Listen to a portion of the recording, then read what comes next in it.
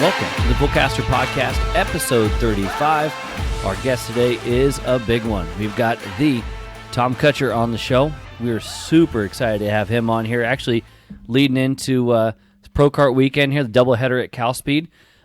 We just recorded 2 days ago with Ryan Perry. Yeah. So our current events are damn near exactly the same. So not a whole lot you would think would change in a couple of days, Dirk, but something big did change. Yeah, that June 15th date rolled around, and we got some good news today at the Speedway. We were able to cut down our COVID signs, that kind of stuff, social distancing. So bleachers are back open. Yeah, I cut the gate, I cut the red ribbon or whatever back to the nice bleachers we got.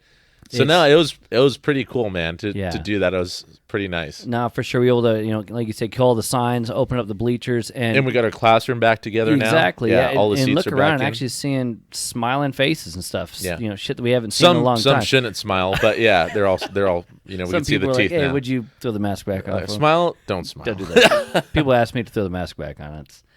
It's tough. And it's turn tough. around. No, just kidding. It's a double whammy. That's a good sign. But no, it's freaking awesome. We've got things back to. I mean, we've been counting the days, right? Yeah. I mean, we started this thing, and the whole shutdown and whatnot happened in March of last year, and here we are, June of 2021, a little over a year and change. Year and change, yeah. And here it is. The day we've been waiting on. So cool to have the timing of this happen today with SKUSA being this weekend. Exactly. It just feels like some good momentum heading into the weekend. And it's just nice to feel like, all right, shit's back to normal. Yeah, not only for that, the most part. All the complaints about we need to figure out a way to go faster through the line. Now they're all gonna go straight through the line. It'll be nice and easy. Hopefully Matt Johnson's a little bit nicer. Maybe Travis Irving wakes up on the good side of the bed. I don't know if it's the older guys that just can't do it in the morning, but yeah, those are the two guys that bust their chops when they're waiting in the line to get freaking guys get radared in the head. I like that too. Someone was asking me. Actually, a few people were asking me, like, why the hell are we doing the temp checks in 100-degree weather? Like, I'm coming in hot. Yeah. But, I forgot it. Oh, you know what it was? It was someone had their, don't mess with me when I was doing the temp checks, and they had their head against the AC. I'm like, this says you're legally dead now. You're dead I'm now, like, you should probably go home. But luckily, you're legal. You're good. You're all right. Well, we don't have to deal with any of that crap. Yeah. I'm so stoked to be moving on with life, and making things happen and getting to the kart track and going racing and, like I said, seeing people's faces and smiling, having a good time, doing what we love. It's gonna be good. You'll be smiling this weekend. We just said in Ryan's episode, but you'll be racing. Yeah, I'll be driving at least. Yeah. You'll be participating. You'll be on a course. That I'll be out of town, which will be nice too. Get some time away from the track. So hopefully both of our weekends go well.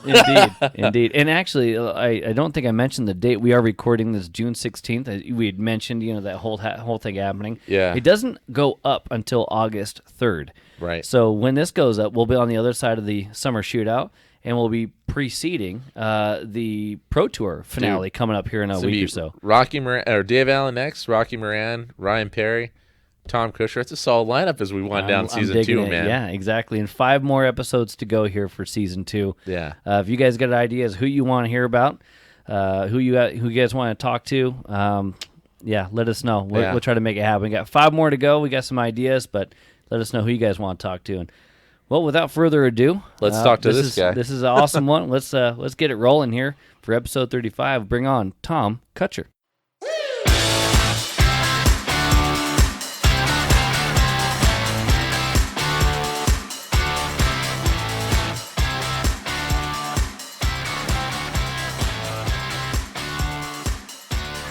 Tom Kutscher, thanks for freaking making the happy-ass trek from your motorhome. All 300 feet, yeah.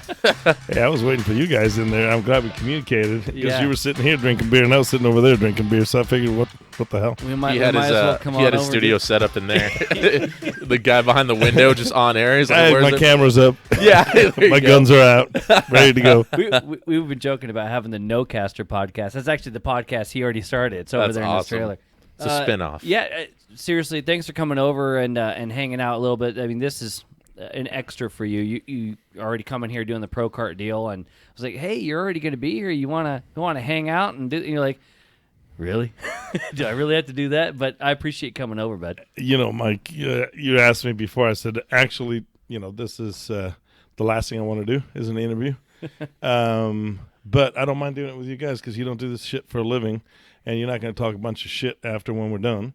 This will probably be the one that gets a sponsorship, though, so you might you might regret that. I doubt it because it's going to be too many bleepity bloppity bleep. And so when you said, "Hey, do you want to do a thing?" I'm like, "No, I told you I wouldn't do it because it got out of content last time. There's no more interviews." Yeah. Because you do know I have the website IHateTomKutcher.com, so I didn't want any more on that. Forward thinking. Yeah. Forward so thinking. I was like, but actually, I said, as long as we got some Coronas.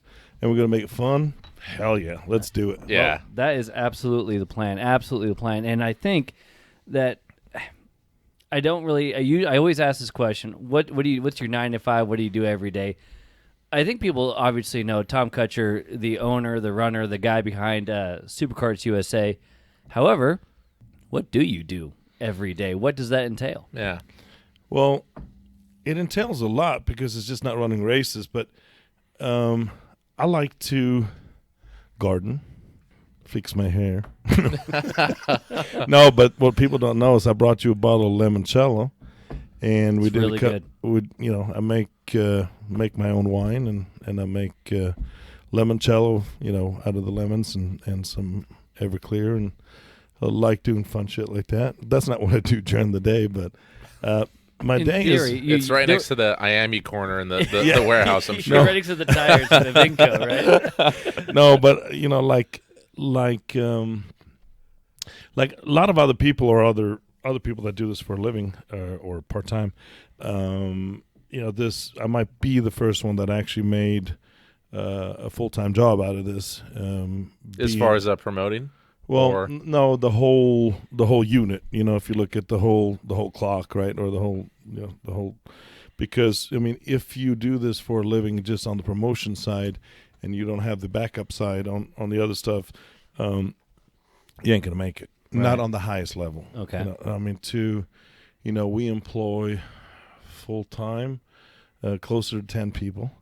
And we're talking legit full-time. We're not cash on the side when you're ready to go. Mm-hmm. And that's paying all California taxes and all the bullshit that we have to do. So it takes a little bit more than a race to make a profit.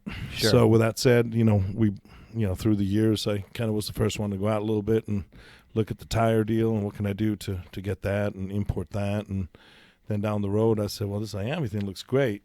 They can come to me and give me a sponsorship for $50,000. That's, kind of what they valued it at for the year if I would run their products, so on and so forth. I'm like, well, that was a business deal that made sense. I looked at Vortex. I looked at Miami, which I thought at the time were the two most, reputable and companies that I could do business with. And Rotax at the time was changing shit every weekend. So, it was the rich man club and ran out.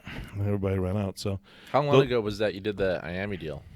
2013. Okay. Yeah. Okay. So and again, the Miami deal is it's a good business deal. Don't get me wrong, right? And I like the hippie look and people thinking that I might be dead broke, and I actually got turned around at a restaurant, so you can't come in like that, looking like that. So it's all good. But the Miami deal it's good business, and I like the product a lot, and we can actually from the outside set more demands for Miami and better product. And when we feel, and we have issues just like anybody else, bottom end's failing or this is failing, and we can now turn around and say no.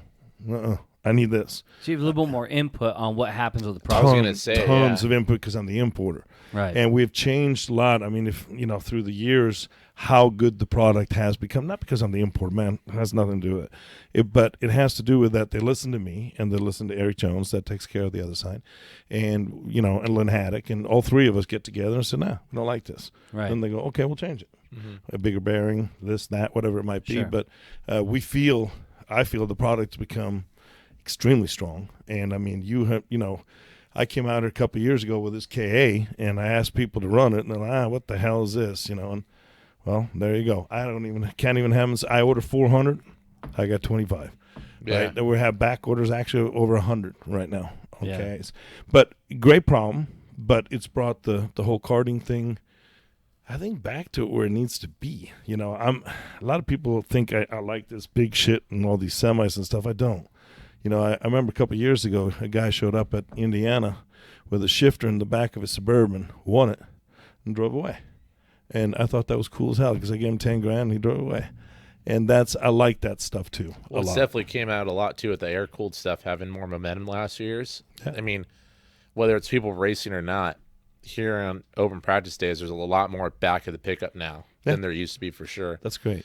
I wanted to save this question for later, but because you brought it up right now, I kind of want to pick your brain on it. You've been in the karting industry for, however how long, and you've seen it go through a lot of, its evolution and stuff. Karting right now, whether it's tires, bodywork, engine, whatever, if you could pick one thing now and one thing from back in your day or even before when you're a spectator watching, what's the two things that you wish that they would both have right now? Like, I know some guys like the harder tire back then, or that the speeds are slower. Some people don't like, having no plastics, crap like that. Yeah. I mean, I have to, success to me is, when the meat wagon doesn't roll. Come on. So that's my only success, and people might think different, but when we run a race and we run 250 people through here, and somebody got a bruised rib, man, that's a great day. Mm-hmm. In fact, I think last time we were here, we didn't even roll the ambulance, and that's what counts. So back to the plastic, I'm gonna have to differ with everybody else. I mean, through the years when I was racing, even then, I mean, we ended up with helicopters showing up and all kinds of weird shit, and that's late 90s, early 2000s. So I have to say, with the bodywork and everything where they're going today and what we're doing, and I think it's even more aggressive racing today. I'm kind of happy with what we got, and bodywork on the karts now and stuff. Yeah, I mean, hell, man, don't get me wrong. I would love to see these suckers, when they start punching each other, that they would just break their legs, like the old days. Your toes are sitting right there, and there it is. But that's not what I want with a 7-year-old kid. And and again, success is not rolling any of it. So I think the plastic has come really good, and still allows aggressive racing. What about from your era? What's one thing you wish you can bring back? We don't even know what his era is yet. We know. We got an idea. But I mean, again, I think this pushback bumper shit, it's not for me. Mm-hmm. But so you got to remember, I got to wear a couple different hats, and the bottom line is, I'm a racer, and that's why I do this shit, because I love it, or I came into loving it. Sometimes not loving it so much, and you both know what I'm talking about because you guys work at the track. Mm-hmm. You love what you do, but sometimes not so much that day, maybe. Yeah. Right? It can be a pain in the ass sometimes. Yeah, and there are a lot of those pain in the asses around. So, but with that said, it's the sport. I love the sport, and I love karting, and like all these guys have said, it's the purest goddamn thing there is, man. No doubt about it. And so with some of these things that have come into play, like the pushback, I mean, it has reduced my accidents and my meat wagon by 60-70%. Mm-hmm. I mean, it's huge. Mm-hmm. Wow. So do I like it? No. Mm-hmm. Yeah. I like the old school, let's get it on. And by the way, you talk to somebody on the side, I'm going to take you to the fence, I'm going to put you in the fence, and then we'll figure it out later. That's my point of view, but that doesn't work today. So with this stuff, it's from an insurance and from, being a dad, and also being in charge of all the kids, which is my number one thing is, when they turn their kids over to me, a lot of people don't understand this, but I take that shit very seriously. That's why I sometimes challenge the fathers, do you see him? I was like, I can see him. I'm usually the guy out there when something's wrong, talking to him, explaining to him. A lot of times when I explain to the little boy that, hey, when you go to that nurse and she cuts his suit off, she might see your underwear, and that right there, he stands up and goes, I'm feeling good right now. Yeah. I usually say another version, but we're keeping it R-rated on here, and they stand up like, Dad, I'm feeling good right now. I'm good. So that's the most important part and so with changing anything, I think the plastic and the stuff that we've done is really, really good, and I think they've come real far with it. So at the end of the day, you've got kind of, like you said, you got multiple hats, but the purist in you, like the old school in you, is like, I kind of wish we could kind of go back to get away with some of this elbows stuff, up, get away with it. But at the end of the day, as a promoter, as a guy putting on the show, safety, and that means, as you say, not rolling the ambulance, not having those issues is paramount. So no matter how you scratch it. I mean, I look at, to me, bread box, plastic, no shit in the back, it looks good. That's about it. And go racing. And let's go. We knew that if you go wheel to wheel, and one of us is going to end up upside down. But we didn't have rear bumpers. We didn't have all that shit. So that's the stuff that I like. And if I were to, somebody sent me the other day, God, who was it? Was a Foray, Pacini / Danilo going at it. Man, that was insane. I just look at this thing and go, we were karting, man. That was awesome. We were getting it on, and they were banging on each other, and they had their toes sticking straight up, and they still had their toes. Yeah. So, anyway. Yeah. So at the end of the day, not only do you have all these different things floating in the air that you got going on between employees, and then obviously you've made partnerships, etc., with, say, like an IME, with a Vinco. So when it comes down to going back to the 9 to 5 or what you do on a regular basis, SuperKarts USA is more than just putting on events. It's providing opportunities to put on events at a higher level because you can control more, because you can have better racing because of the products, etc. That's pretty much what I'm getting with the reason why you have the tire deal, the reason why you have the engine deal. Because I can control it. Yeah, and to put on, because of that, put on better events, have a better product. Absolutely. And we can also demand much more out of our our manufacturers because the volume is that high. Mm-hmm. And we have, I feel we have put ourselves in partnership with, when it comes to tires, MG by far, not because they import them, but are the best tires ever made, and that's all they do. They don't make anything else. And I think IAME is one of the better motors out there too. So it's building relationships. I've been with MG. I was actually the second guy. Wagner Rossi was the importer originally, and I was the second guy that ever took on the product. So I've been with him for 22 years. Oh, plus. Wow. That's a long time. So I mean, it's family to me. Yeah. We're not going anywhere. And the nice thing is that because you've had such a long relationship with MG, you've had a long relationship now with IME, it gives you a lot more time to make limoncello and do gardening and check out your hair. The important things. Hey, I have to imagine when you were growing up, you weren't like, you know what I'm going to do when I get older? I'm going to... Maybe you did. Yeah. I know. But did you ever like, hey, I want to have one of the largest and most successful karting organizations in North America? Was that when you were growing up as a munchkin, were you thinking about that? No, not at all. I got into karting at a very late age, at 30 years old. So what is little Tom doing? Where are you from? Did you do some racing? Were you around racing as a kid? No, because I grew up in Sweden, and then I spent a couple of years in Spain. First time ever in a go-kart was actually in Spain. It was a old beat up direct drive or something that they just put out there and go. They could care less. How old were you? Maybe 8 or 9. I mean, it was something stupid that we shouldn't be driving. And I thought it was great fun, but that was about it because, we grew up somewhat not having the money that you needed to do. Mm-hmm. So never did have the money, or the parents never had the money to go racing at any given time. But always, worked on cars, muscle cars or whatever it was. And then when I finally got to the stage 30 or so where I was making my own money, I start looking into different. We tried a couple of weekends of offshore racing with a boat. And that was a 30-footer, and anyway, it was a bad weekend. Hold on a second. So you grew up in Sweden. You didn't come over to the States until you were in your 30s? I came over here in my early 20s. Early 20s. Yeah. And then you came over here for why? And how did that? What are the early days? What do you do? Going to school? That's deep. We would have to sit down and have tons of beers. It's right there. We're already 2 in. And a few shots of limoncello. True. It's going the right direction. Yeah. I mean, you go to Spain and you get a chance to drive the go-kart. Okay, you guys don't have the money to go racing, whatever.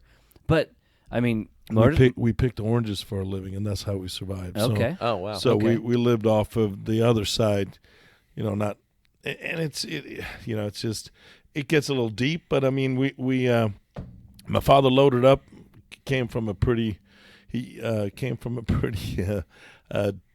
big family and well off, and he was up high in the container business, and he was one of the few that actually was in when the containers started. So he started he's American, and he was in charge of all the Scandinavia and doing all the stuff. So we traveled together.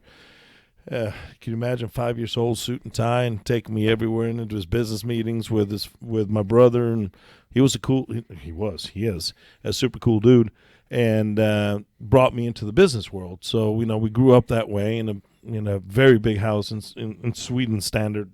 This is a house, right? In Swedish standards.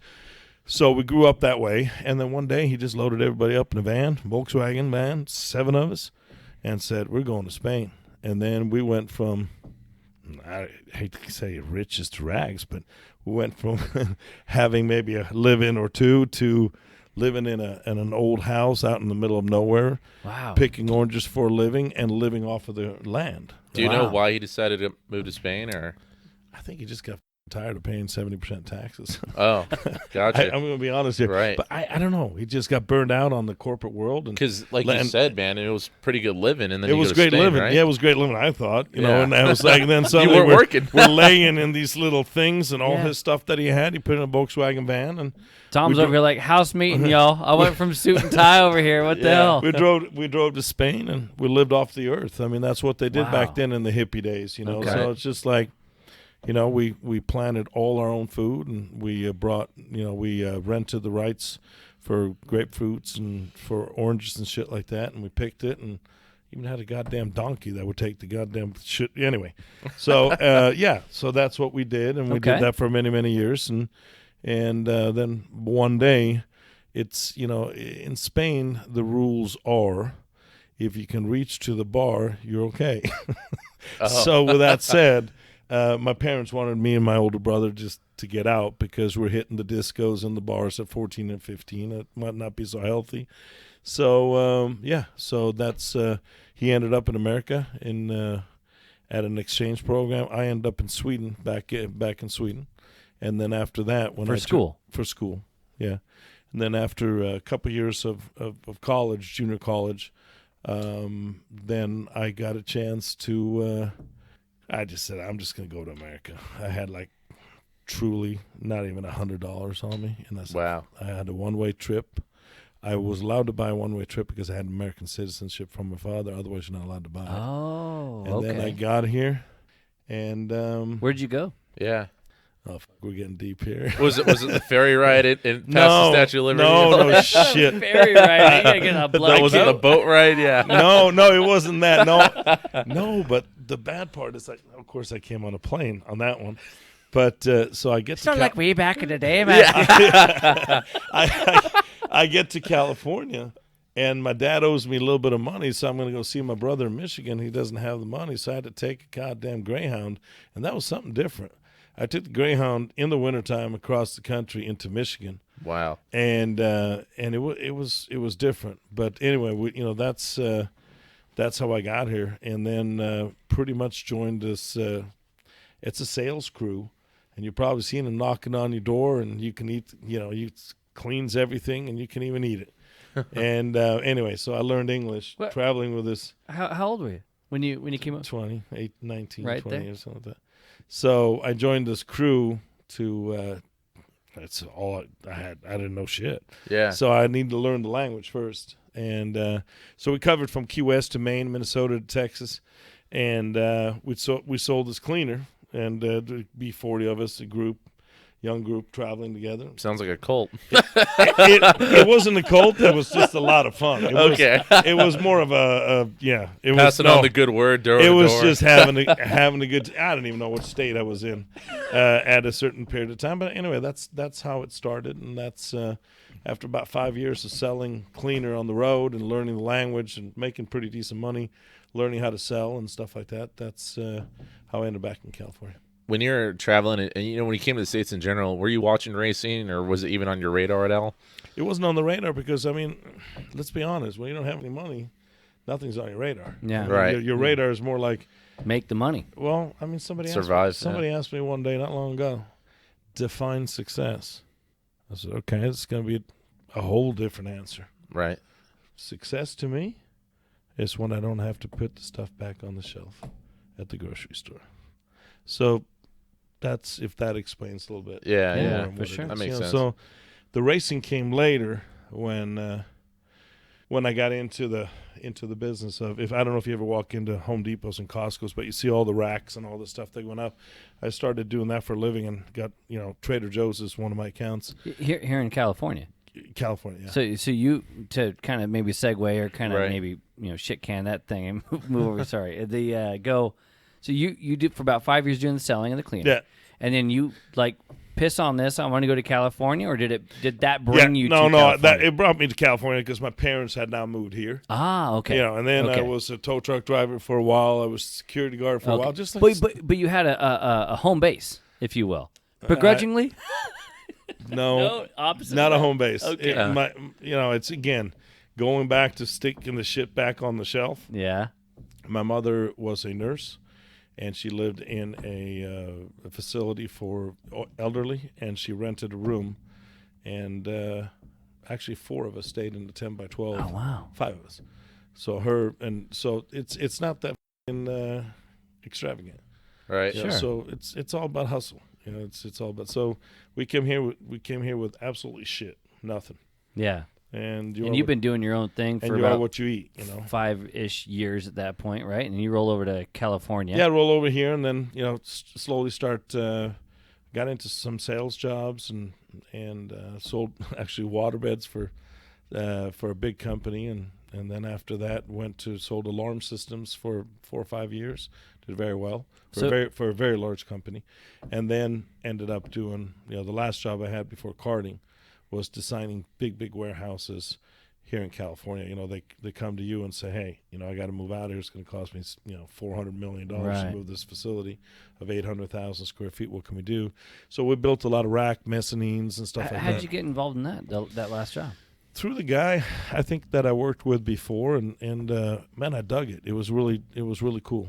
Really? It was it was big numbers. What's kind of nice is when you're sitting at a big conference table, and again, I know you can't imagine this, but you wonder why I look like I do today. But I had a suit and tie on for the last. You're compensating. Yeah, correct. I'm sure the sleeves were cut off. And no, nothing was cut off. I was a Nordstrom regular. I had my guy at Nordstrom. I come in. I said, "Dude, I'm blind. Hook me up." Yeah. And I would go down there every couple months. He hooked me up with all these suits and ties, and I believe I had over 40 different ties. Wow. But anyway, it didn't mean I knew how to match them by no means. But anyway, so back to the stuff. One day, actually, my brothers asked me for my birthday when I was turning 30, I think it was. They wanted to do something cool, and they wanted to surprise me. So we went to this place called Imago, and there was this little German Peter. And so anyway, we went there and we drove these little 100cc things around and on timing, and I fell in love. I was like, God damn, this I know I can afford, right? And so that's how the karting thing started. And you were making pretty good money at the time too. You're comfortable. I'm stupid, making $200,000 and still running my Amex. But it was all right. Hey, look, we all set our goals, and they might be different. I watched Miami Vice in the late '80s, and I wanted to have an offshore boat, and I wanted to live on the water, and I did. I ended up in Huntington Harbor with an offshore boat. Not the best offshore boat, but not the best harbor either. but it was the dream that I wanted. Yeah, right? yeah. And it got done. Maybe not. But it's all good. He peaked early. That's what it is. It reminds me of those movies. Like the dad's like, "I got us a boat," and the family walks out. They're like, "That's the boat," and it's just some POS, some Star boarded Wars, up windows. Star Wars Millennium Falcon. You came in that. Yeah, exactly right. That piece of junk. So you end up getting into karting. Yep. Because your brother's like, for your 30th birthday. Yep. Let's go do something cool. Badass. And the last time you were in a go-kart was 22 years-ish prior, right, in Spain for a one-off deal. Yeah, I was probably 9 or 10, so they had maybe an inkling of an idea of what maybe Tom Kutscher has an idea that he likes. I mean, yes. I mean, anything with speed, it's just, I have an older brother and a younger brother, and then I got some other ones too, but the two that I'm talking about, we are just absolutely car freaks. Anything, I don't care if it's a Citroën with 7 horsepowers or if it's a Tesla, it doesn't matter, but I've always been into cars, racing, whatever it is, right? So, but the karting thing, that's how it started. And then when I was there, I heard this thing just right by me. I'm like, what the was that? And I remember Imago was a 28-second track, right? Small, eh? Yeah. So I was like, man, I don't know what that was, but I like it. So after that, that's when I started doing my research. Every hour that I had available went into doing research. You were the guy now that's like, I got a 100cc kart and spin out. Of course I'm ready for a shifter. You're that guy. Yes. And then since we all know these certain people, it's kind of funny because the corruption starts right there. Yeah. No, this is no shit talking. This is fun talking, because they're actually dead today. But then I did the thing of cruising around. I got to learn. And then I think if AOL had just come up, but you watch AOL, you go take a shower, come back, and it loads back up. Right? Yeah. You can't find the info that you need today. Kids, but AOL is America Online. I just learned what that meant. I never knew what it stood for. Yeah, I swear to God. Yeah, that's what happens with kids today. God. I need another beer. So anyway, I go down and start looking around, and there's not many places. Actually, Two Wild Karting at the time had just started. What year is this roughly? We're talking between 97 and 99, maybe somewhere in there. Okay. So Two Wild Karting is what pops up for you. At the end, he was the only shifter guy that I think I found that he was the CRG guy at the time, I believe. But, you can appreciate this. I don't know if you were around where Beach Yamaha was around. Oh, I don't know. No. Okay, so there used to be, and he right on Beach Boulevard in Buena Park. Used to be this guy. It's Beach. It's Yamaha of America was the name of it, and he had been around forever. And people that hear this are going to laugh their asses off because I walk in and I ask him, "Hey, what the hell is a shifter?" He goes, "You don't need a goddamn shifter. You need to start on this hunt." So anyway, he ran me out. Yeah, and there was not many people that did shifters at the time. So did you walk in looking like this? No, I had a suit and tie. Oh, there you go. Yeah, I had a suit and tie. So he should have sold you two. Well, he was next to Carl's Jr., so his opening would be like, "Are you just here to for your lunchtime?" I'm like, "No, I'm here to find out a little bit about karting. I really want to get into it." So, anyway, it ended up being this guy Motomo, and his name is JC, and he was a BSC dealer, and so. There was not many places that were open at the time as a true business. So I ended up, getting a shifter cart down the road. I mean, I'd spend my weekends at every track there was, walking to, talking to people. I finally found this couple at the Imago track, and it was really sexy. It was a wife and a husband. They split a shifter cart, and they took turns. That's awesome. And they were getting out there pounding on it, having a good time. So I walked up to the guy. I said, "Man, this is going to be a weird question." He goes, "What is that?" I said, "I'm looking to buy one of these things, but I got to drive one." He said, "I can drive anything, motorcycles. I mean, this is nothing." He goes, "That sounds good." I said, "Why don't you go out and do 6 or 10 laps?" So I went in, got out there and drove it. He had to weigh me in. I mean, soon as I came off borrowing his gear?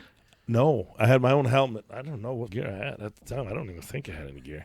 It's a Mago, man. It's the 90s. So anyway, I came off the track, and I had found the all high of all highs that beat any high that I've ever had.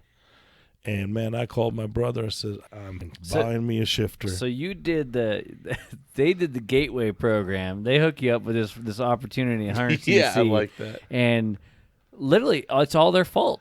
Everything from then on is all their fault. Yeah, then from there on, it was over. And then I did a little, maybe not so good thing, but I had a little fund that I saved back then. And it was my fund for my shifter. And it took a while to get the money because back then a new shifter was $6,000. So I started saving. I remember Patty walking up to me one day, and it's right at when I'm at $5,500 or something. I just need $500 more. She asked me, it's right at Christmas time. She goes, honey, do you have any money? Because we need this, and we need a Christmas tree, and we need that, and we need this. I'm like, nope.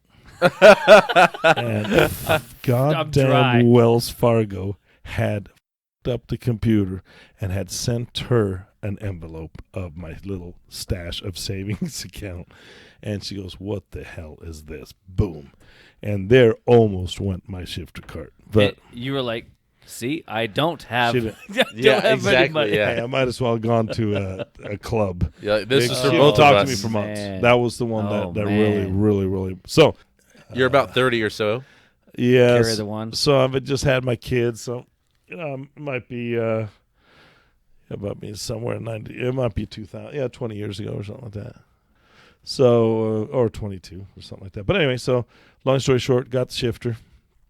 And negotiations went well. Where'd you buy it from too?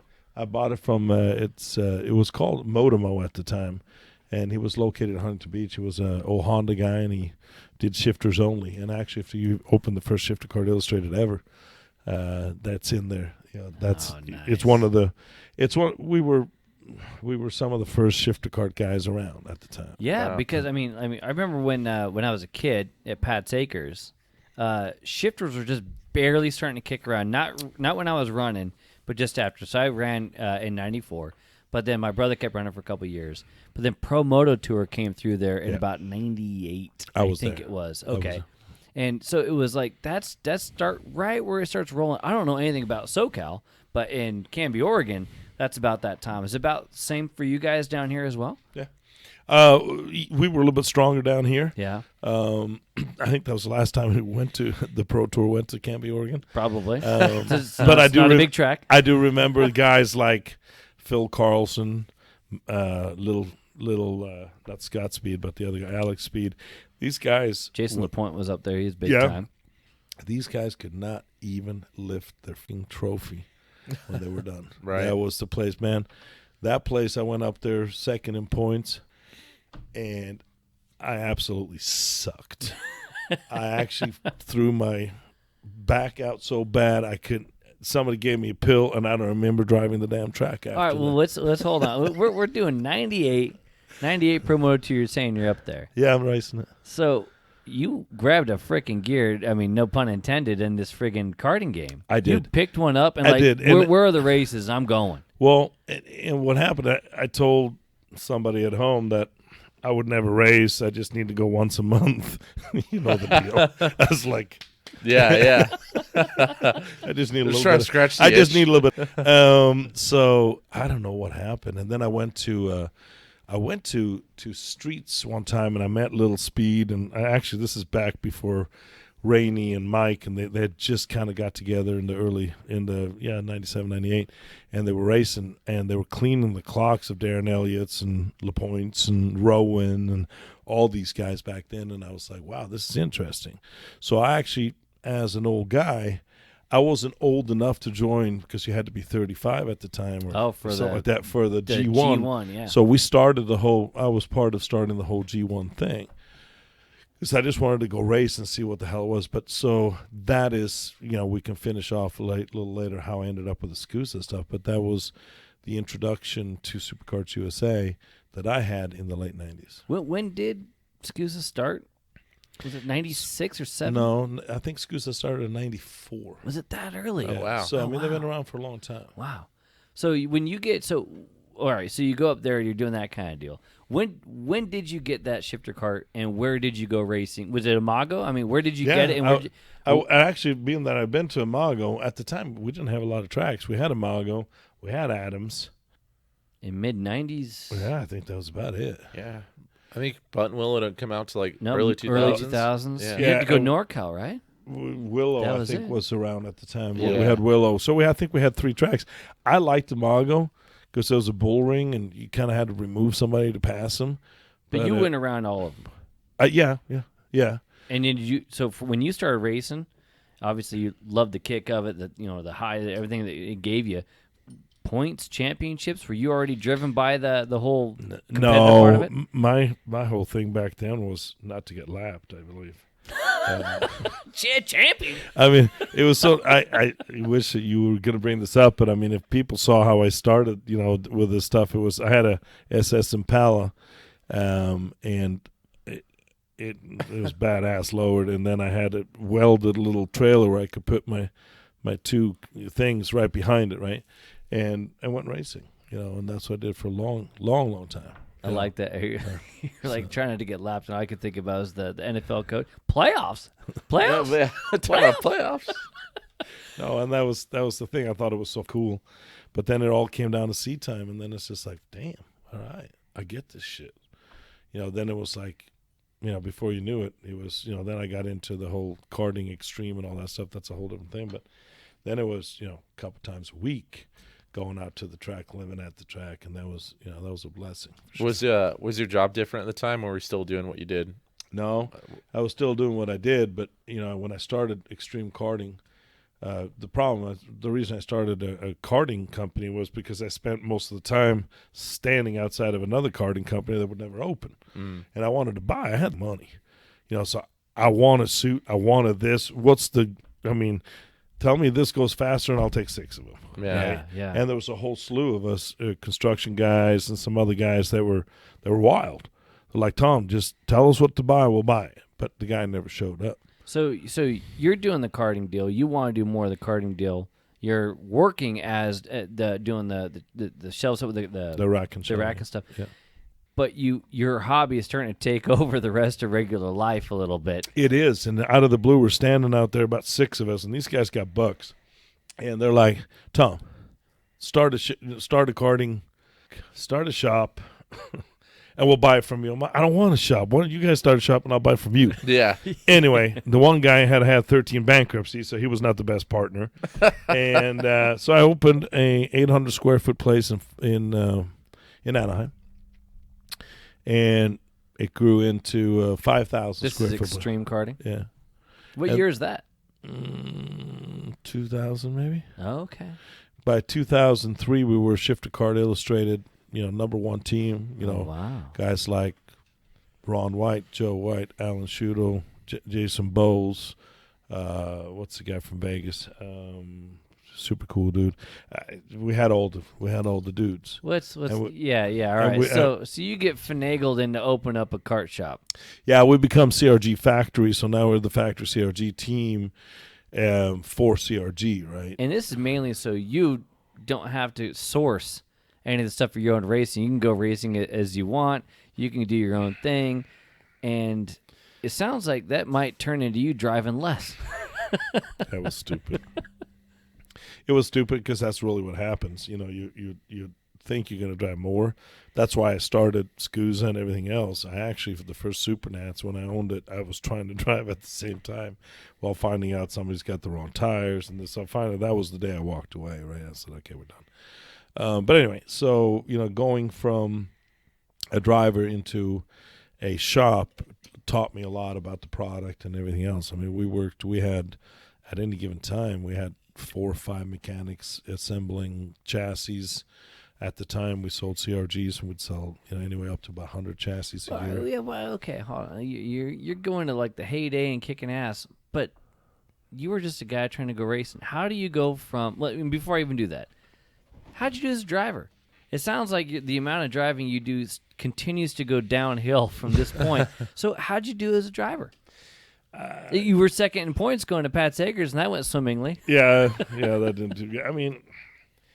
I mean, for a guy that starts at age 32 or 33, it did all right. Maybe top 5 in the country at the time. Okay. But man, it was just the love for the sport. I mean, showing up at the races, at these SKUSA races, was insane.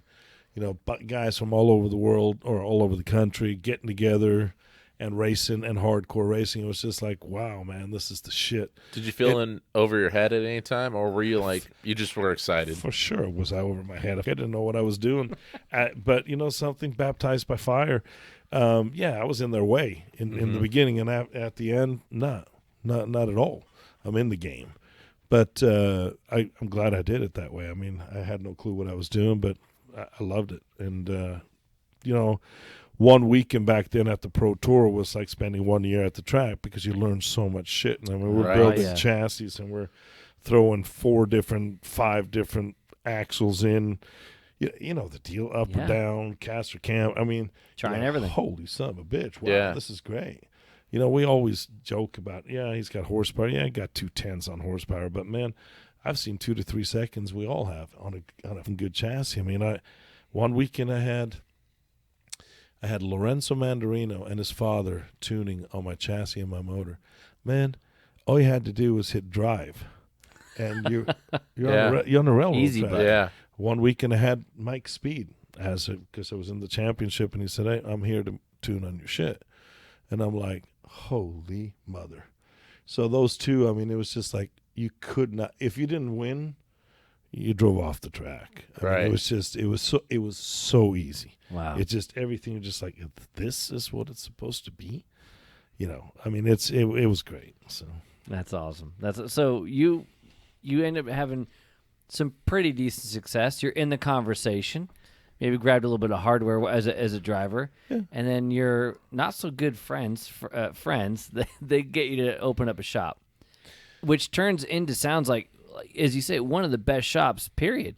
But how does that transition work, and how do you go from, I don't know anything about karting as far as the shop goes? And the short version on that is, you know, back then, you know, Seth and me and stuff, we were all competing against each other and so on and so forth. But it ended up being, we had J.R. Clausen at the time that was running a somewhat of a SKUSA event here, but he liked to show up with his buddies, and they liked to take 1 or 2 hour lunch breaks. We wanted to race, right? So everybody was like, man, we want to race more.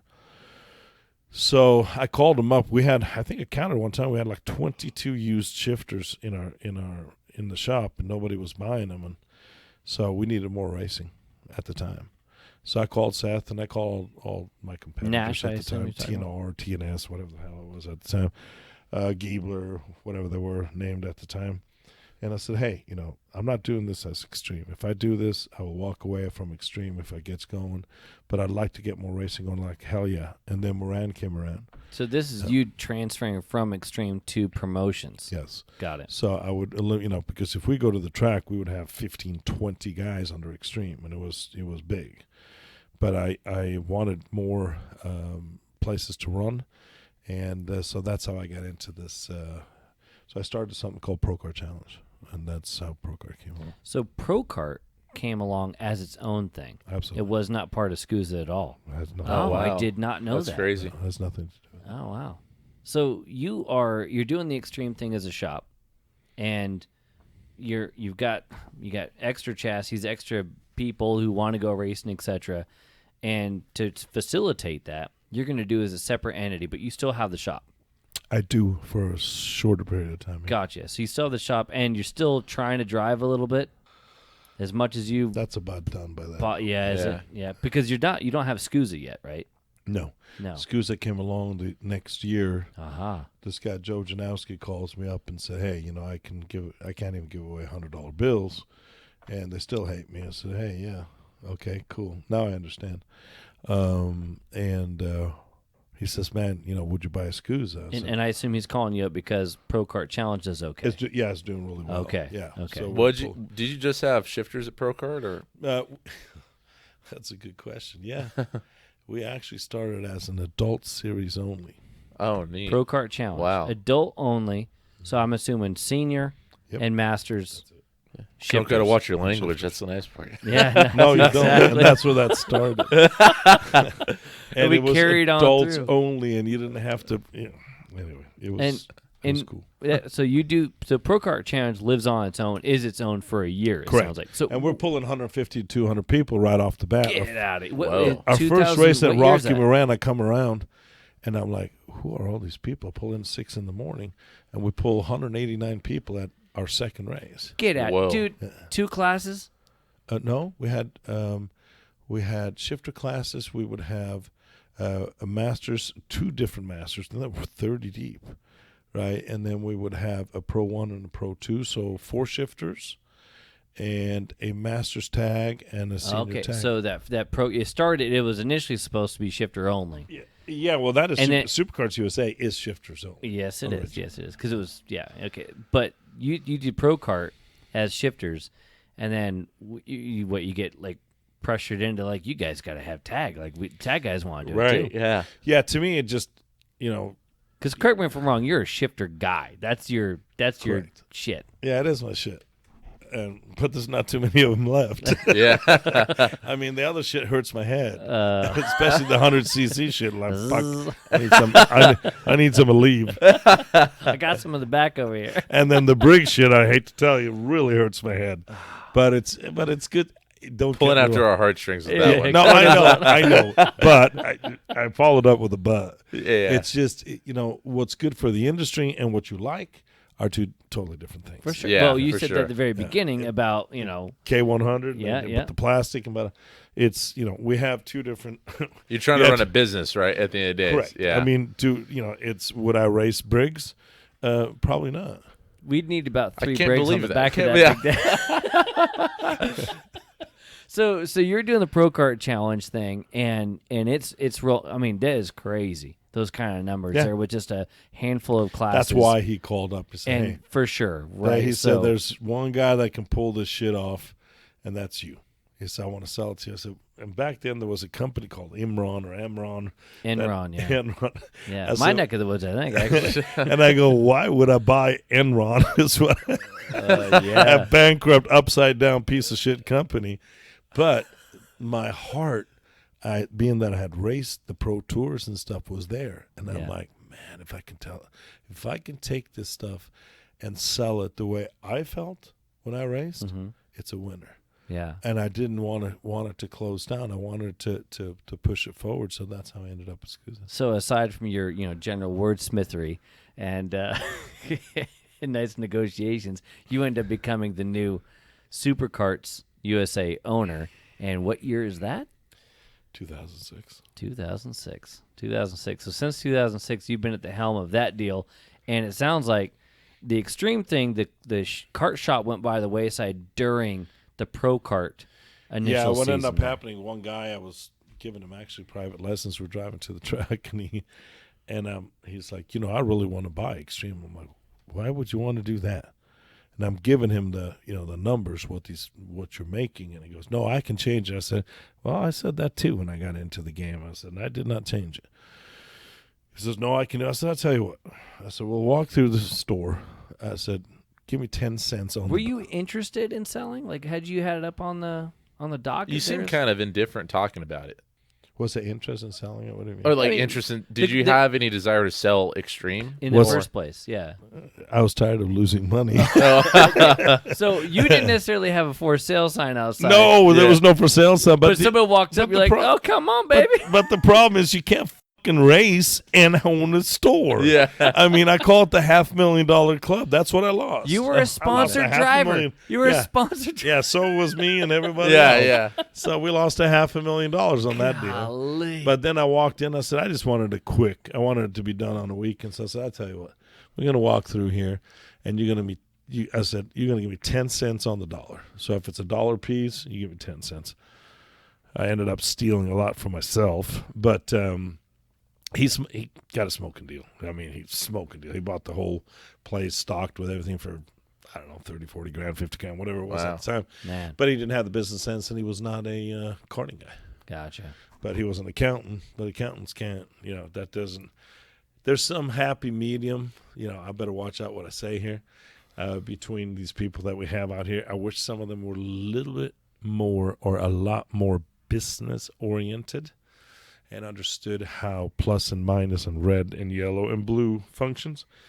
But anyway, this guy did all of that, but did not know how to talk to people or did not know about racing. So I think he lasted for 3-4 years. You might be able to do the books, but you still got to know the business. Yes. Yeah, for sure. So Extreme goes by the wayside. ProKart turns into a smoking badassery, which in turn gives you the opportunity to acquire the SKUSA deal. Yeah. And to your point, you're kind of going into like, I want to do this the way I want to do this thing from when I was a racer and all this other kinds of stuff. What's the game plan right out of the gate? You already have ProKart, and I presume that is what now California ProKart Challenge, which is this weekend, kind of, that's what that is. Yeah, that's correct. So the game plan was just strictly to conserve it and sell the feeling that I had when I drove. And to market that, and so people understood what it was really to show up at a pro tour where the shit is pro as hell, the best of everything, the best you can buy. And that was at the time when you acquired it. It was the what were they? Was it Pro Tour, Promoto Tour? It was Promoto Tour, and it was still shifters only at that point, or had they added in a tag? They had. Actually, the first guy that you never know who the first guy that ever won the tag. At Supernats. I don't remember when the first year that was. I'm going to say the first year they added tag was 2003 at the Rio. Okay. And do you know who the driver was? Well, I didn't know the first part. No, I do not. His name is Chris Freckleton. Chris Freckleton got it? Yeah. He actually raced for me back then, so I knew him as a little... He's still a fucking punk. But I knew him as a little punk. Yeah. And, He picked off Tag Senior back then. Yeah. And it was just the shifter classes and Tag Senior. Yes. That's when we introduced Tag. And that was in 2003. 2003 at the Rio, I believe it is. But that was pre-you, right? That's pre-me. Pre-you. Yeah, so I was there as extreme karting. Gotcha. Yeah. And he was driving for you at the time. So you've been able to, this is kind of interesting. So you've been to the Supernats as a driver? Yeah. And as a team owner? Yeah. Before we put a point on the extreme and the team owner and the driver stuff, what's the biggest thing the biggest accolade, if you will, the biggest achievement as a driver, and then as a team owner? What are those two things for you? Two things I don't think you're going to get a chance to do in the near future, at least the team ownership. A driver, maybe a driver. 2005, not 2005 or 4. It doesn't matter. There was 58 in the G1 class. Wow. Holy crap. And I ended up in third. Nice. So. Is it Supernats? Yeah, with Howie Idleson passing me with the last lap, piece of shit. I still hate him for that. But anyway, that's beside the point. He'll never get an opportunity. He'll never design a track. Yeah. Never again. Never get a shot with me. We worked good together. Who ended up winning that race? This guy out of the Northwest. Man, if you say he had never raced with any of us. There's all of us from all over the country. This guy shows up from the Northwest. God, I wish I remember his name. And he's to school. We had an A, B, and CD, and he just schooled everybody. There was none of us that had anything. How he gets P2 and you get P3, third. No. Like, I won all my heats, and then in the main I ended up third. Right. And this cat from the, I want to look that up. Do you remember if you got tired, if the cart fell off or what? Shit, no. I was just needed to drive a little better. Yeah. Oh man, I had all the good stuff. So as a driver, your podium status at Supernats is just third. about before you end up hanging that helmet up. And as a team owner, and well, I guess at this point you're running for yourself. You are an extreme. Yeah, that weekend we actually won all kinds of shit. Neat. Alan Shudo, Ron White. I mean, we cleaned house. Wow. Yeah. Alan's the guy we're trying to get on here too. Who's that? Alan. Oh, we're trying to get him on here. And I want to get that on record, so you guys understand the talent Alan Shudo has, probably still today. But as a junior, him and his father raced for me forever, and became really good buddies. But Alan is a God-given talent. I mean, he would go out there and race these guys, and I would go, hey, what actually got in there? He'd look at me and go, huh? What hubs? What's the ride height? Yeah. What are you running? DGH, DGA? You go, we changed the plug, man. He ran like a mama after we changed the plug. He was just fast, man. Yeah. He was just fast. And a lot of people don't know this, but, back then he raced at the Pro Tour. He raced Ray Hall, and he would whoop his ass. Yeah. Ray Hall would be second. Shooter would be first. It's just a shame. We actually sent him to Italy back then, and I think the first day he was top 12. That was too fast for a factory Tony kart. And the next day he was running number 30. And that's back then. It's just today it's really nice to see that when we send a Kai Sørensen or we send these guys over, that they actually have the right equipment and an American can win any given day. Yeah. There was a... Back then, we had actually... flip it away. We heard that Billy Cleveland said that in the late 90s. I couldn't imagine. He went and did, I think, the one here in the States, and he was on point, on point. And I think he was talking about tires, the specific, like the badass tires. He was pretty close, but then, or maybe it was even the engine. I think they were. I had to go back and listen to the episode, but it was basically Billy's doing a little too good or better than the guys that he should be doing against, and the conversation changes. He doesn't get the same tires. He doesn't get the same engine. It was the motor. They're like, oh, wait, you ran that motor. You're supposed to have this one. Yeah, we messed up the motors. Yeah. The other thing, too, about Alan, he totally strikes me as somebody that he may have knocked some shit out of the park, but he's kind of one of those actions speak louder, and I'm going to let that shit do its thing. And if you dig it, you dig it. If you don't, I don't need to get into it. He was either a race car driver or a basketball player because he's tall and he looks like he can touch rim pretty easily. He could rock in that shit. Man, the way he drove, it's it's funny though. You talk about Alan as a munchkin, right? And you're like, hey, what'd you guys do? What's the setting like? Spark plug change, badass. And now he's the wrench and the mind and everything else behind the tendons, and that's a couple of drivers who can get shit done at the front too. Yeah, no, obviously Alan's a top tier guy. We talk about you being P3 in Supernats as a driver, and then you said that same year you guys started cleaning up. Yeah, we also... and you had said earlier that Freckleton was the first winner of TAG. Was that same year? 2003, I do believe, was the first year of when we invited TAG into the game. But a little bit before, so that was before your third place, though. Wasn't the same season or same? I think it could be the same might have year. been. I mean, we cleaned some serious hardware. I think we got 5 or 6 podiums or 7 podiums, and we had Matt Jaskell back then too, and Ron White and Joe White. And were you always a CRG dealer?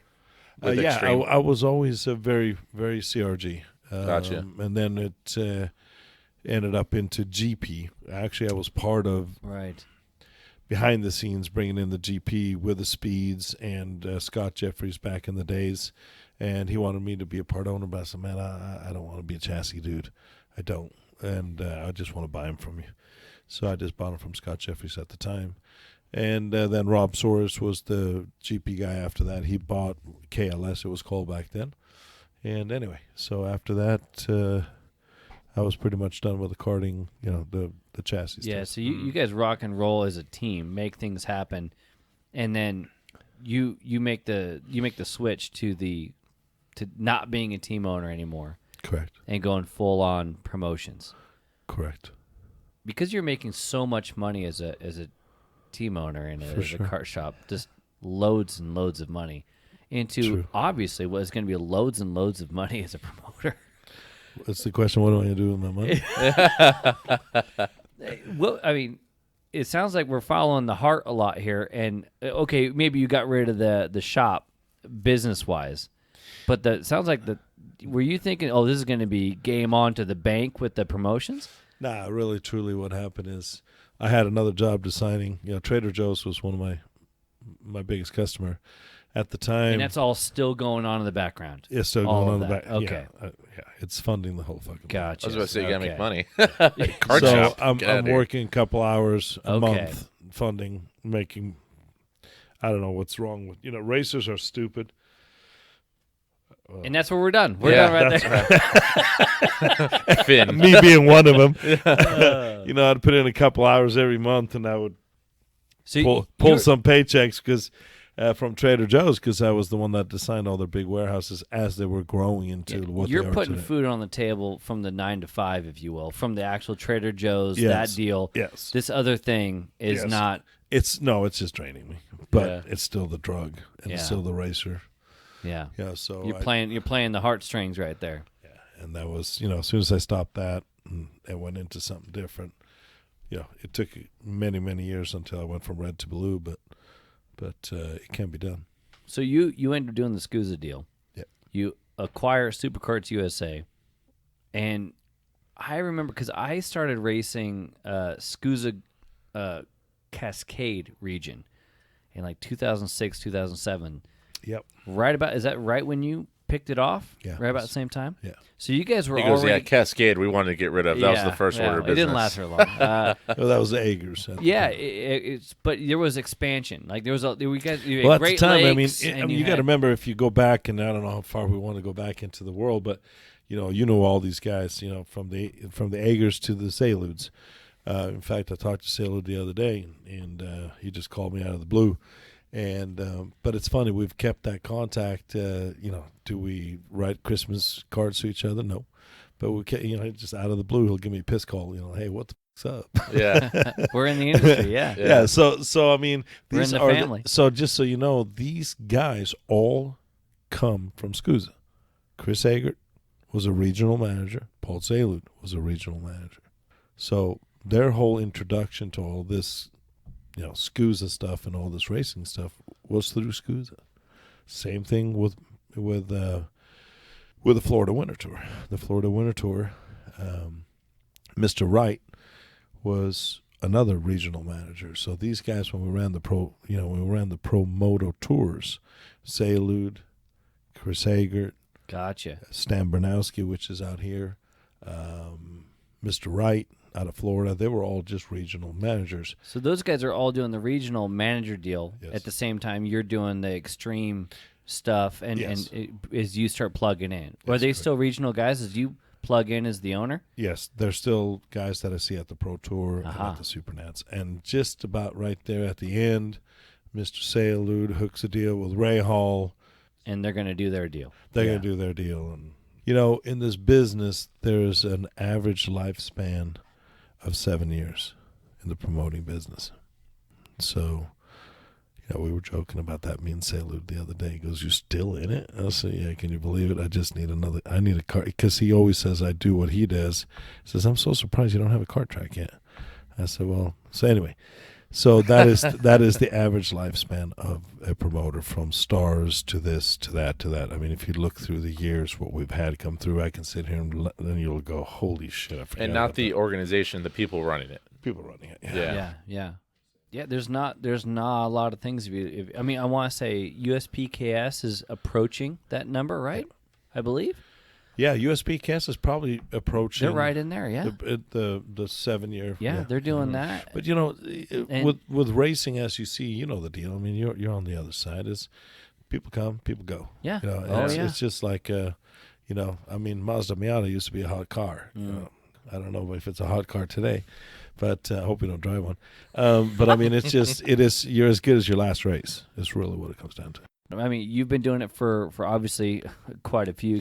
I'm probably for sure the longest. Yeah, and then obviously Salesman and his program's been doing a long time with his deal, and then we start heading out back east, and there's a few, but we're talking about a small list. Very. And obviously you've got the Pro Tour, the ProKart Challenge is what's funny too. The ProKart Challenge, technically, it's been going longer than SKUSA Pro Tour stuff on your watch anyway. Correct. By the a year. SKUSA Pro Tour stuff is only about 10 years old. Yeah, because it went Promoto Tour. It was Promoto Tour, and then we once I bought SKUSA, I just had to kind of put everything in action. Regionals only. Yeah, and if you went to the first Pro Tour, we took Moto out of it because it was based on Moto at the time. Mm-hmm.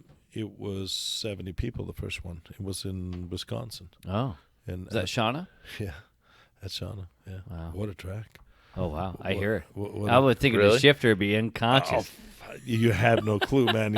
You're 3 feet airbound, and you talk about. I think we had to put like 25 people out on the track because you're coming through these things, and it's roller coaster. Yes, and if you go up one, you can't see the next one.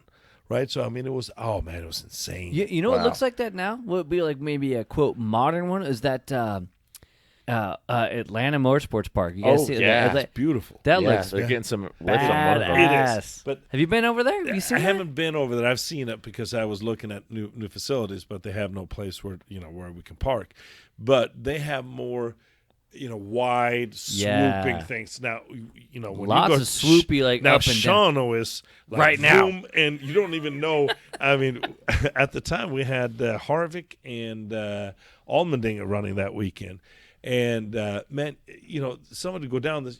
You didn't know where they were, and then they come up, and then the next one, and the next one. It reminds me of you ever go to the dunes, and you start going. You go over one dune. There they are. They're gone. Yeah.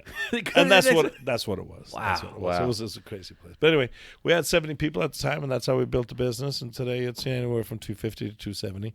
That's usually what it is.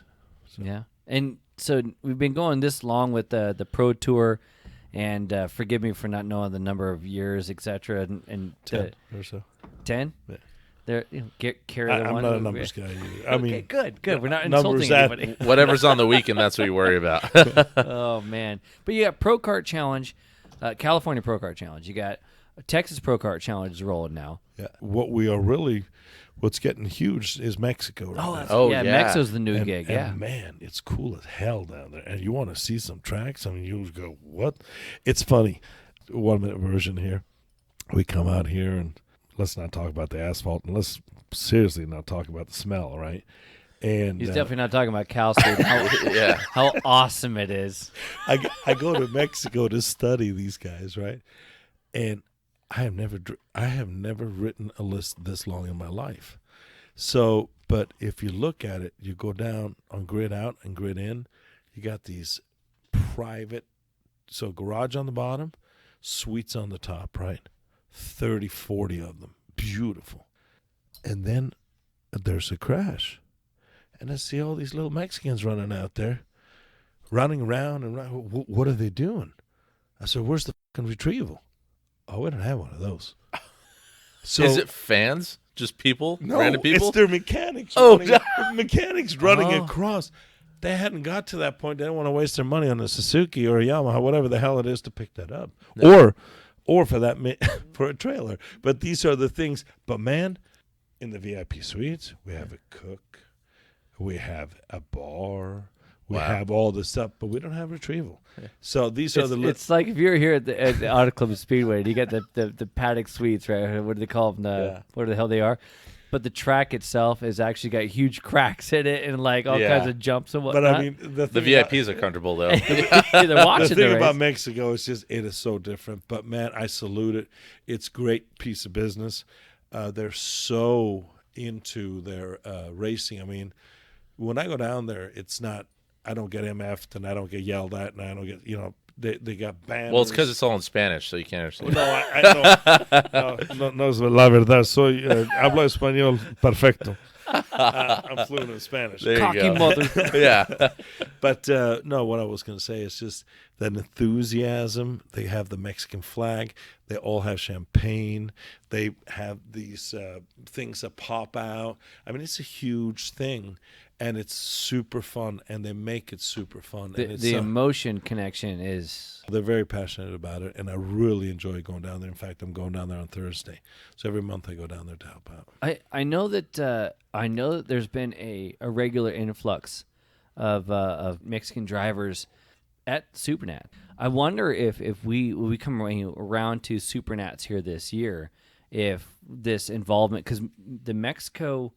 series started, I want to say last year, right? In 2020? No, it started this year. Was it this year? Yeah, so I thought the seeds were sown last year. No, so we are super strong. Actually, I think we had 130 both races. I expect to see 150 this race.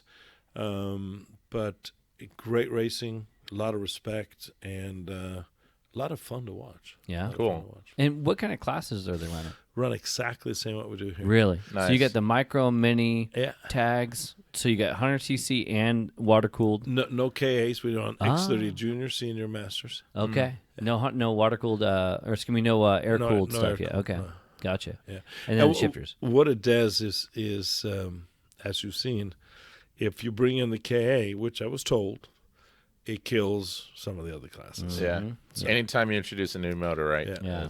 Yeah, for sure. And especially when you have a scenario where you got it on the harder tire, and the racing's really, really good. It's just really good. But I mean, I'm going to tell you from an importer standpoint, it's insane what we have to do to get the product, and to get the product down the road.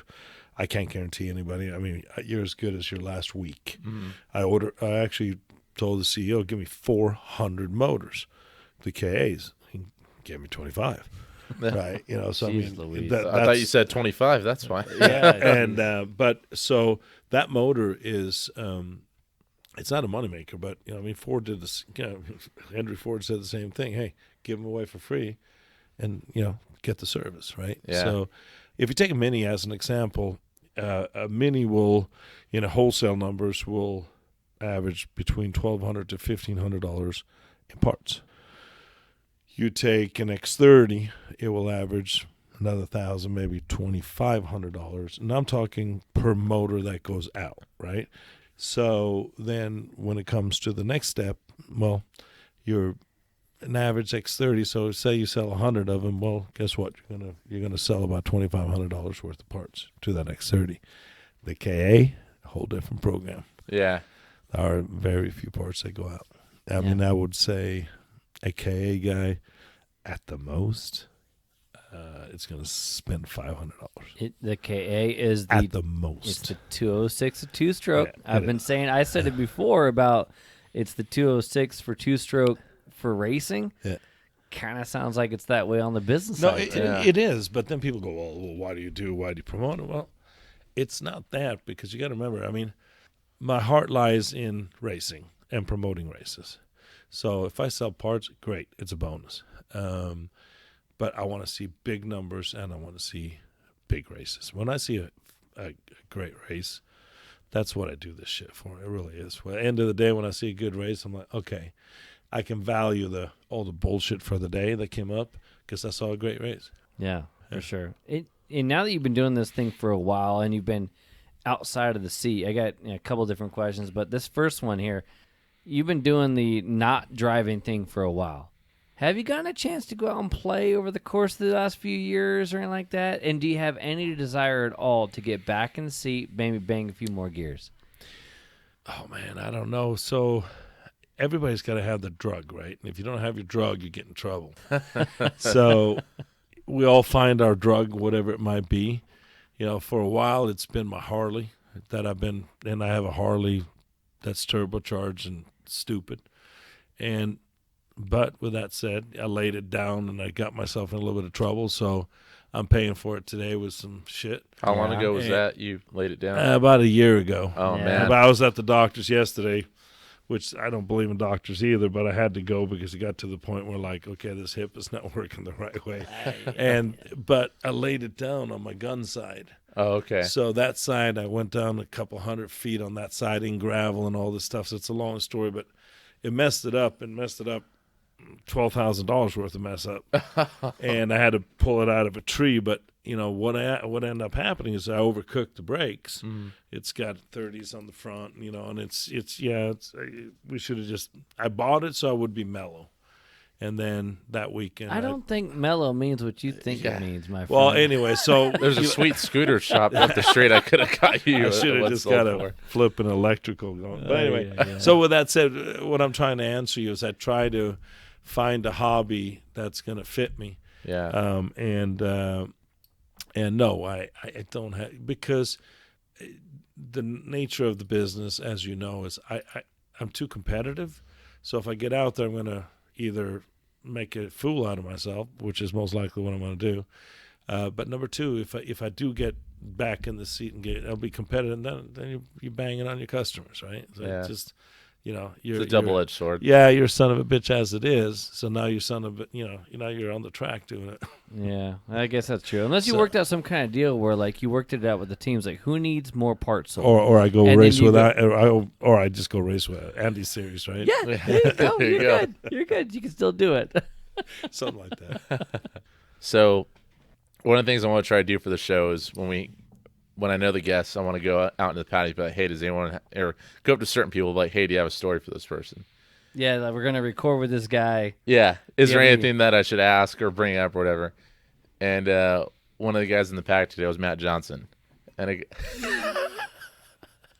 shaking his head. Yeah. So I go to Matt and Seth's next to him. I go, hey, any of you guys have a good, Tom story? And Matt just turns around and smiles right away. He doesn't smile much, so it gets a lot for him to smile. It hurts him. Yeah. That's what it is. But he goes, ask Tom about when I kissed him. Yeah. He goes, it was like 12 or 10 years ago. Ask Tom about when I kissed him. Yeah. He goes, he'll love it. Yeah. That was 5-6 years ago. Yeah. So, and he just texted me like literally minutes ago saying, basically, did you bring it up yet? So what's the smooch story? No, I stand up there and I, shake their hands and I. Are we talking about the podium? Yeah, podium. Yeah. Matt's been on a podium? Yeah, he's been on a podium. You're right. It probably was 10 years ago. There you go. No, I think he was just on the podium. I don't know how it happened. People. It went so goddamn fast. We turn around and he just grabs my head and puts a big lip on top of me. And I'm like, oh, cool. But everybody was standing there. But yeah, I knew what was coming. Oh my gosh. Pinche Matt. He said he just planted one on you. Oh, man. He did. He planted it good like nobody. I mean, like that was the last thing I would ever think from somebody. I'm sure there's someone out there like favoritism. There it is. Yeah. Exactly. That's what Tom's getting right now. I tell you what, I think more than anything, I was like blown away. Had nothing to say for the first time in my life. Right. And like, what the was that? Yeah. And then after that, I was like, oh cool. Yeah. Was it? But he gets a Christmas card every year. That's weird. XO. Was it at least a first place trophy? I think so. Yeah. Okay, that makes it worthwhile then. All right. Yeah. It's probably at Scales or something. Yeah, nice. I didn't even earn it. Kind of moving on a bit. I mean, and I don't know if this is necessarily gonna be a good question, but what is one thing that you think Pro Tour requires versus Pro Kart? Like the big difference in promotions? Yeah. Oh, it's sorry. Very good. Oh, this is shit. now. Now you're sorry. About 90 minutes in. I'm trying. Man. Yeah. I'm trying. No, it's okay. I actually am trying. Yeah. I'm sitting here going, "Don't say that. Don't say it." Yeah.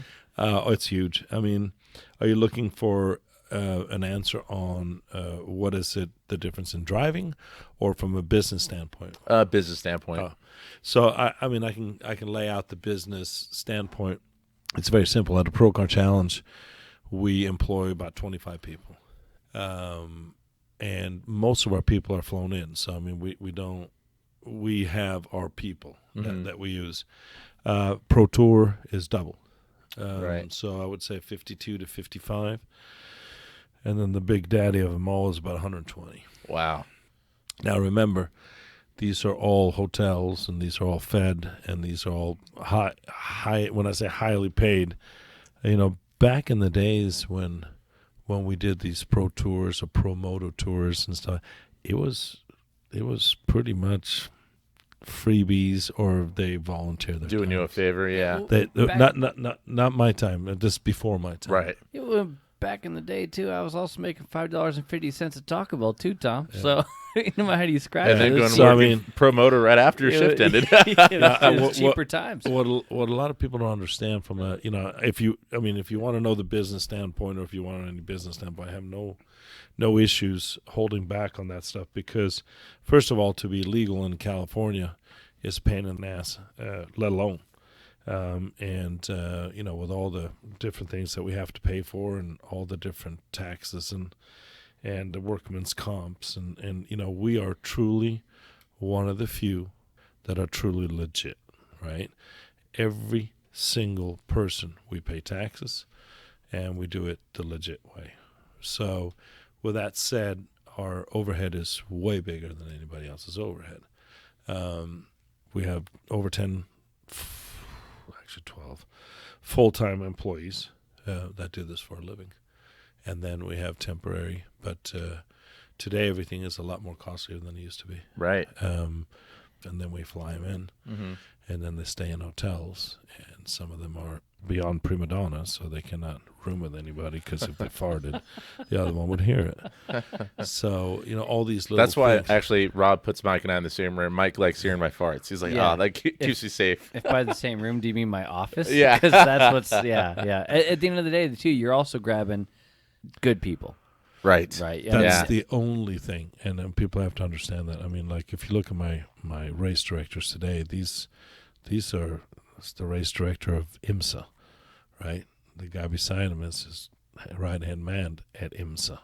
These are the 24-hour Sebring. This is Daytona. This is So I demand the best of all best. At the end of the day, it's a product you're trying to put out. Yeah, and to that point real quick, I mean, at the end of the day, you've got your product that you guys have with SKUSA and the packages that you have, and on the outside looking in, and that's truly where I'm at, is it's all, the more racing we can have, the better. Now, to the same token, I think there's a lot of scenarios where you've got competition, which is this package or how this is run or this is run. From your standpoint anyway, when you're trying to put together your package and what you're trying to do, obviously, if there's entries coming through the door, people are a fan. When entries are not coming through the door, or you had mentioned earlier, actually, begrudgingly, it's like, there's not as many shifters as there used to be, right? It'd be nice if there was more shifters. What are your thoughts? Like, how do you, and I know there's all kinds of, like, intertwined scenarios you got to think about with partnerships, packages, and so on and so forth, but how do you try to evolve? I guess what I'm getting at is regardless of the competitor or the packages or anything like that, how do you try to evolve SKUSA from year to year? And how do you watch? What trends are you watching, and et cetera? How do we come up with the class structures every year to try to stay either A, in front of the game, or B, what you think people want to drive, what people want to race?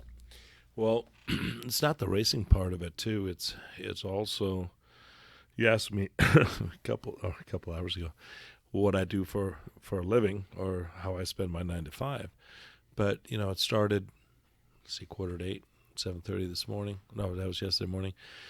Sitting with Stan and sitting with Neil and setting our schedules for the rest of the year, and we pretty much got something going on every single weekend. So.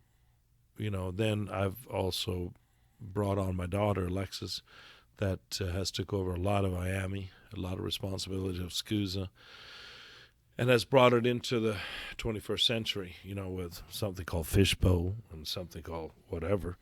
And I just know it costs a lot of money to get the shit. But I can also look at her tomorrow and say, hey, what did we make yesterday or what did we lose? And it will be to the 23 cents, right? So a lot of great stuff comes, with this new generation. And, it's what we do is things like, last year we changed insurance companies. We changed to, sign in once a year, hint, hint. Also for your junior under 18 once a year, we have a yearly pass that you sign in once a year. A lot of stuff, little stuff. There's, Tony does a lot of work on new products and making it easier and making it sure that you can get online and do it super easy. We got marketing guys, and I mean, it's truly a little corporation that runs, and there's a lot of shit that goes behind the scenes, man. People would have no clue. They just think we go fire up something, sell some tires, fire up the machine, count the money, and get the fuck out of there. But it's not how it works. It'd be nice if it was, though, wouldn't it? Yeah, well, I would be working here for Rob. Oh, it cuts me deep. It cuts me deep. When we're looking at SKUSA moving forward and the things that you got going on, you got the Mexico thing going on, which is brand new, and that's got to be, like, I know at least internally for us, anytime we had something new, you kind of get that little buzz. You do. That little something. It's like, oh. Yeah. And we're feeling it right now with our summer shootout that we're going to put on. And thanks again for being a part of that. But as a promoter, as somebody putting the show on, the new shit is fun. Mexico's the new shit. How do you keep it fresh and fun for you personally, having done it for as many years as you have? And that's the thing about changing stuff up all the time. Like I was super excited about, I bought a machine the other day again for whatever it was, making hard cards, taking pictures. I can take a picture of you, and within 3 minutes you got you on here. I have signed you in for the year, and you never have to stand in lines anymore. Like my number one thing at these big races is you have mechanics that might have not done their job the night before, but they need to be in there at 6:30 or 7 o'clock and get their stuff ready, and they're charging the customers a very good dollar amount, but they got to stand in line in the morning to sign in just like everybody else, right? So getting these people in the morning with a hard card for the rest of the year is huge. So that was like one of the things, but it took a long time to go through the insurance, to pay. Holy shit! I mean, big time. We're not talking a couple of phone calls. We're talking. No, it's not easy. It takes a year and a half to get it through. Okay, well, what about that? Well, what about this? What about that? Well, what if he signs and she doesn't sign? So it's all these little things, but not understanding what we do every single day. There are a good 6-7 people in my organization that works 12 to 14 hours a day, and you would think it's just karting, but it's a lot. There's always a lot of moving parts to it, and a lot of moving parts. Yeah, it's not just throwing up some easy ups and signing people in. It's a lot more than that. It is, and on the other side, when we also run the importerships, for different companies. I mean, we also do the oil, we also do the tires, and we also do the motors. And we have a couple more little things to come, just to make it what I believe. And what a lot of people don't understand is when I did the IAMI thing, to make it simple for SKUSA. So I didn't, every weekend I would come home and it's like, I can't believe you. Did you see that Rotax after drove by right by? We need to add 20 pounds. It's just like every weekend. Yeah. And then we go in the tag days. Yeah, and we'd go to another track, and here comes the Rock TT or whatever it was called at the time. We went one time down to Tucson, and I remember this one. Oh, my I wasn't there, but I read about it. Holy shit! I mean, we all show up, and at the end of the day or end of the weekend, everybody had bought a Rotax, right? Because we didn't know Rotax had advanced in this, and they had so the one motor concept, not because it's IAMI, the one motor concept works for sure. So but it's echoed everywhere. Yeah.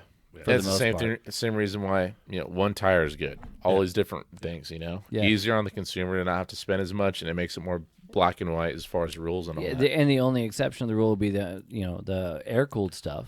Yeah. Where at the mini level, it sounds like the mini Rock and the mini Swift are damn near identical. Yeah.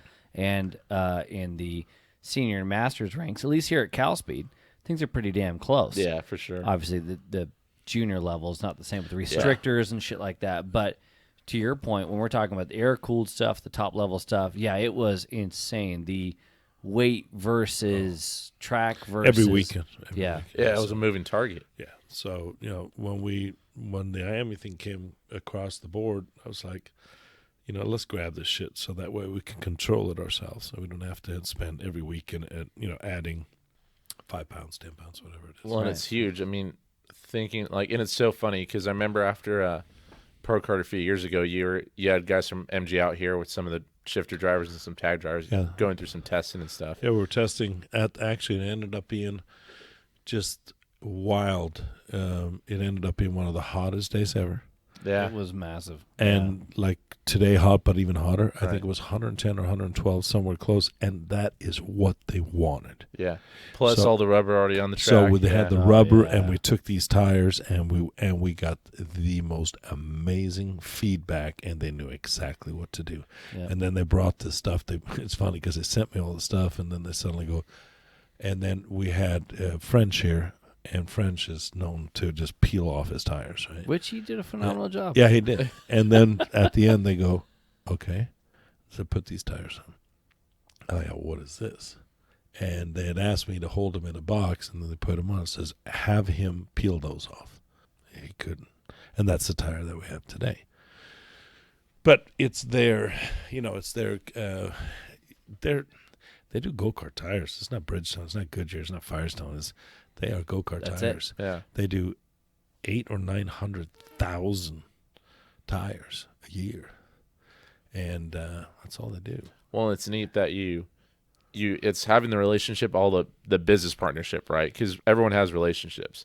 But to be able to have that figured out to where it benefits both of you guys, to where you and these other distributors have that input, whether it's IAME or MG, whatever. But, a lot of people don't understand that the owner of MG used to be, he was Brazil champion, but he was also, at the time, one step under Formula One. But he is actually today, at age 50, one of the guys that test drives the tire. Oh, wow. I love him awesome. And his brother. I mean, it's just like they've get it on, right? And that's how they say we stay in shape. But they want to know exactly what they're putting out there. So it is a family-run business at a very high level. Tom Kutscher, it sounds like you need to get a shifter so you can stay in shape. That's too late. That's awesome. That's awesome. Before we let you go, and we appreciate the hell out of you being on, I have to ask you, you've been in the SKUSA game, the promotion game. You've added in the importership of the engines. You get the tire stuff and whatnot, again, for the package and all this other kind of stuff. You've been a driver. You've been a team owner. Success in those regards. Moving forward, are there little things on the outside that you're like, God, I'd love to try this? I know that there was talk of you wanted to get the Supernats on the strip at one time. You're able to knock that thing out with the Supernats a few years back with the convention center and that kind of deal. The Westgate. Yeah, we actually technically at the Westgate when we got which today that doesn't exist. Because it's built on, right? Didn't they build on that? Yeah, but it's amazing. They put millions of dollars in asphalt. We ran the race, and then they turned around and built all kinds of shit on top of it. But that was on the strip technically because that was Las Vegas Boulevard. Right. But I mean, yes, my goal is to one day run it, downtown, properly badass. But on the big pictures, I've been working on something for many, many, many years, and we talk about world finals, and we talk about European finals. I go down, I study these cats, right? Well, you go to the world finals, you're going to have 14 FIA guys sitting in the scoring tower with their laptops, and they all flew in first class. Cool. You go to the European finals, you're going to have 14 guys with their laptops, first class, same drivers. So, most of them Italian, Portuguese, around the corner, maybe a couple Swedes, mostly Italians. It's not the world to me. I mean, one thing that I totally disagree with here in America, we call it the World Finals in baseball. I hate to tell you guys, but there are only Americans playing baseball right now. What? So anyway, your World Finals is not working for me. But anyway, what I truly am working on is a World Finals, and it would be it'd be a 3-race continental race. Funding has been secured and then unsecured. It's a lot of money. It's a tough time to get any kind of funding these days. But it would truly, truly, truly bring in a World Finals. That'd be awesome. So that is my goal, to bring a true World Finals. What is a true World Finals? Well, if I told you what a true World Finals is, somebody's going to copy my ass. And in fact, I got a phone call the other day from the FIA. We have this idea. I said, that idea has been out for a long time, and I created it. So, right? And but we have dialogue with the FIA regarding this stuff. They like to do shit in white coats and look like a bunch of doctors. A true race to me would be a race in Europe, a race in America, and a race in South America. Yeah. And getting it on. And then there will be some serious bucks.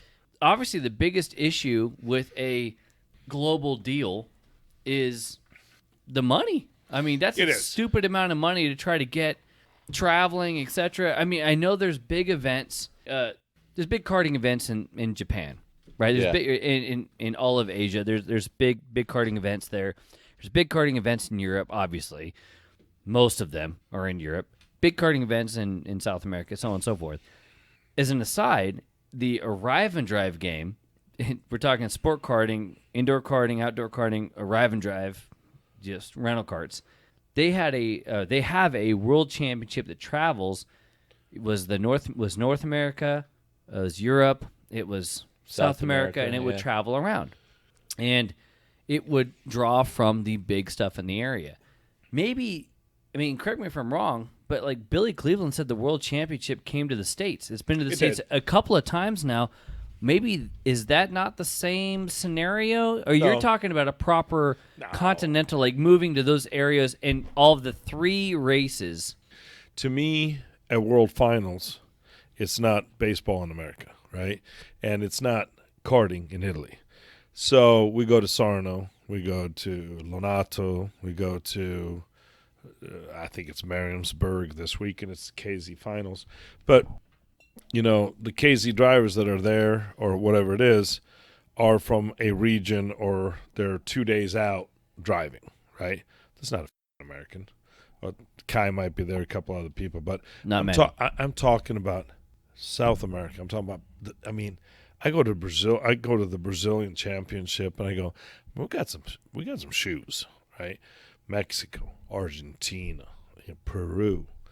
There are some great drivers that want to prove their stuff, but they know if they go to Italy and they're on the Tony Kart team or the CRG team or whatever it is, they'll never, ever get the shit. Each region has their own shot. Yeah, and not only that, what we're talking about is essentially an Arrive and Drive. Is Billy Cleveland. It's an Arrive and Drive program. You may have earned your wings, but not earned the spot. So what I'm looking to do is truly a world finals where the world gets together for a week to 10 days to find out who's the badass. How is that? And I know it has to do with like tickets and punches, but how is that different from the Rotax Grand Finals when it was tip top? Okay, I know it's not there now. No, it's not. But let's get something very, very clear. You know, I believe the Rotax program was the best program ever conceived, ever. If I learned anything, or if anything motivated me, was the Rotax program. Now, where Rotax up, we can spend a whole nother day on that. Right. But the whole prestigious thing of the Rotax is great. Now, what a lot of people don't look at, I look at, again, as a karting shop. Okay, why in God's name would I want to have 60 CRGs, 60 Cosmics, 60 Sodis, and put motors on top of them? And then what? I don't sell something for 2 years or 3 years. What do you think killed the sport in America? The last Rotax final in New Orleans, they brought all that in. Nobody sold a fucking thing after that. Then they decided to change a cylinder or a head on top of that. That was the end of it. But to me, we have to remember we cannot bring in chassis and product from other countries and our own people. They have to be here, sold here. That's it. I see what you're saying. So a lot of people don't think about this, but I mean, so if you have a world final, what you're talking about is that local, and by local at this point I mean North American shops or whatever. It would be an X30. It would be a platform for everybody. So it would be huge for my karting guys that would have Arrive and Drives left and right. Cosmic's going to go boom. Rollison, Tony Kart, whatever. They're going to contact their people to have their people. But so what you're getting at basically is instead of everything being provided, so let's say for argument the engines are provided. Yeah, that's fine. But the teams can bring their own chassis. Everybody can bring their own chassis because it's the right chassis. And if we're being honest, in theory, all the chassis are the same. Of course they are. Right? Yeah. So we all feel pretty good about the chassis. Nobody feels good about motors. Never. It's always the motor's fault. Everybody's on the same page. It's always the motor's fault. Motor or the tuner, never the driver. But the point being is that you're saying if the engines are secured, then the teams can provide they can acquire their financial benefit via tent support, chassis sales, so on and so forth to get in the show. Correct. That makes sense. And then what's going to happen is people come into like a Seth Nash or Raleigh, say, hey, we're sending you 40 chassis. We want this. We got arrive and drives. We're going to pay you $10,000 per person, whatever it might take. They're going to get the chassis when they're done. We are not going to whore out the industry. And that's what we've done every time. People don't think about this, but every time we run a Worlds, okay, you're screwed. Okay, if you look at PSL or you talk to any of these guys, that's where they bought all their chassis. Where did all the motors go? In fact, I probably have most of them. I have over 200 road taxes, in case you're interested. So it's very important not to do that format. The road tax format was great. The presentation was great. But what they left behind was just dust and shit. I think I get what you're getting. Yeah, absolutely. On the business side of it. How long did Richard stay alive after that? Nothing, because he didn't sell anything. Because his own importer, or excuse me, his manufacturer brought in all these motors. And they had to sell, and they had a special on all of them.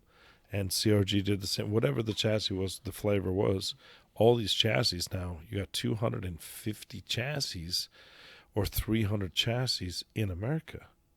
Well, what do we sell? Do we sell 1,500 to 2,000 chassis a year? Maybe more. But now we have 300-400. So out of curiosity, because I definitely don't know how it works. So the particular, say the Sodi provides the chassis for Junior, for the sake of argument, and it's 45 or 50 of them, whatever. Yeah. They provide the chassis to the organization to put on the event. Correct. The organization, I assume, is still Rotax. Yes. Event is finished. Mm-hmm. Who still has said chassis? Sodi. Does not Sodi still own said chassis? No, Sodi has by then sold them to their dealers or to whoever wants to bid on them. I mean, you'll see some of that at the Supernats. So at the end of the day, they're local, i.e., in this case, North American or Italian, whatever it is, dealers, they purchase them back. Yes. Whether it be via incentive and that's what, or like otherwise. PSL, you said, like CRG, I think at the time when they ran the last one, they bought up all the CRGs at the time, which is great. They found a place for them, but they still had 250 motors. Right. So the chassis may be able to be turned around okay. Okay, because chassis. But engines, you're flooding the market. So your big argument on this one, and this kind of goes with your plan there, or your thought process is, let the chassis be the chassis, no big deal. On the engine side of things, make the engine something that everyone's going to use. And year in, year out. Yeah, and I guess the other argument then is whether or not the organization provides or you bring your own. I like everybody to bring their own motor. I mean, bring their own stuff. It just has to be stuff that cannot. Is that how the IME final works? You bring your own shit? I believe so. Yeah? I believe so. Yeah, you can bring your own stuff. So if you're bringing your own stuff, then that you're talking about the big difference there is that it's now a traveling program versus a.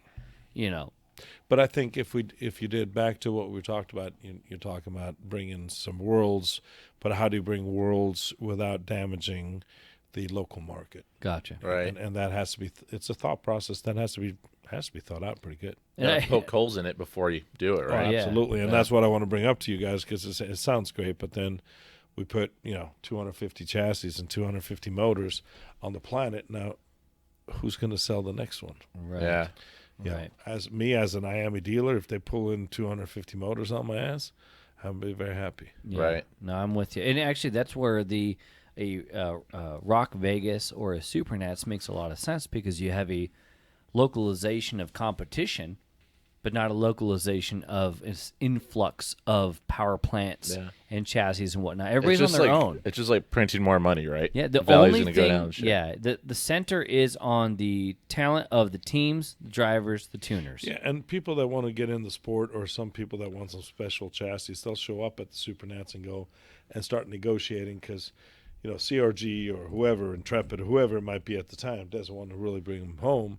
So they'll do some little business deals. Yeah, but we're talking about a handful. Yeah. A handful of 5 to 10. But we're not talking about a grip that's going to really F over the local markets at the time. Correct, and that's the thing that we have to be careful with.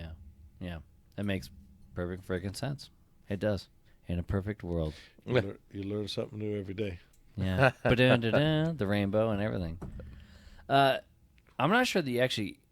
I mean, you answered it with this little piece, but let me put an asterisk on it.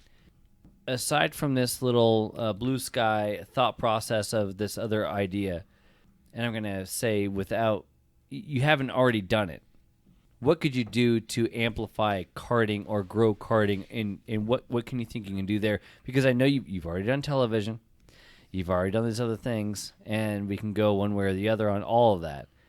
But what is one thing that you would like to be able to do to try to bring it back to the masses and grow the sport?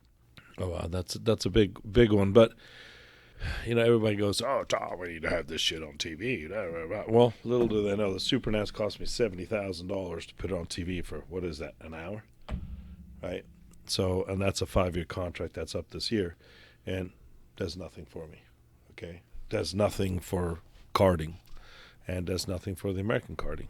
I don't believe it does. I haven't seen any influx like, hey, let me go race this because I'm on TV. We all talk about it.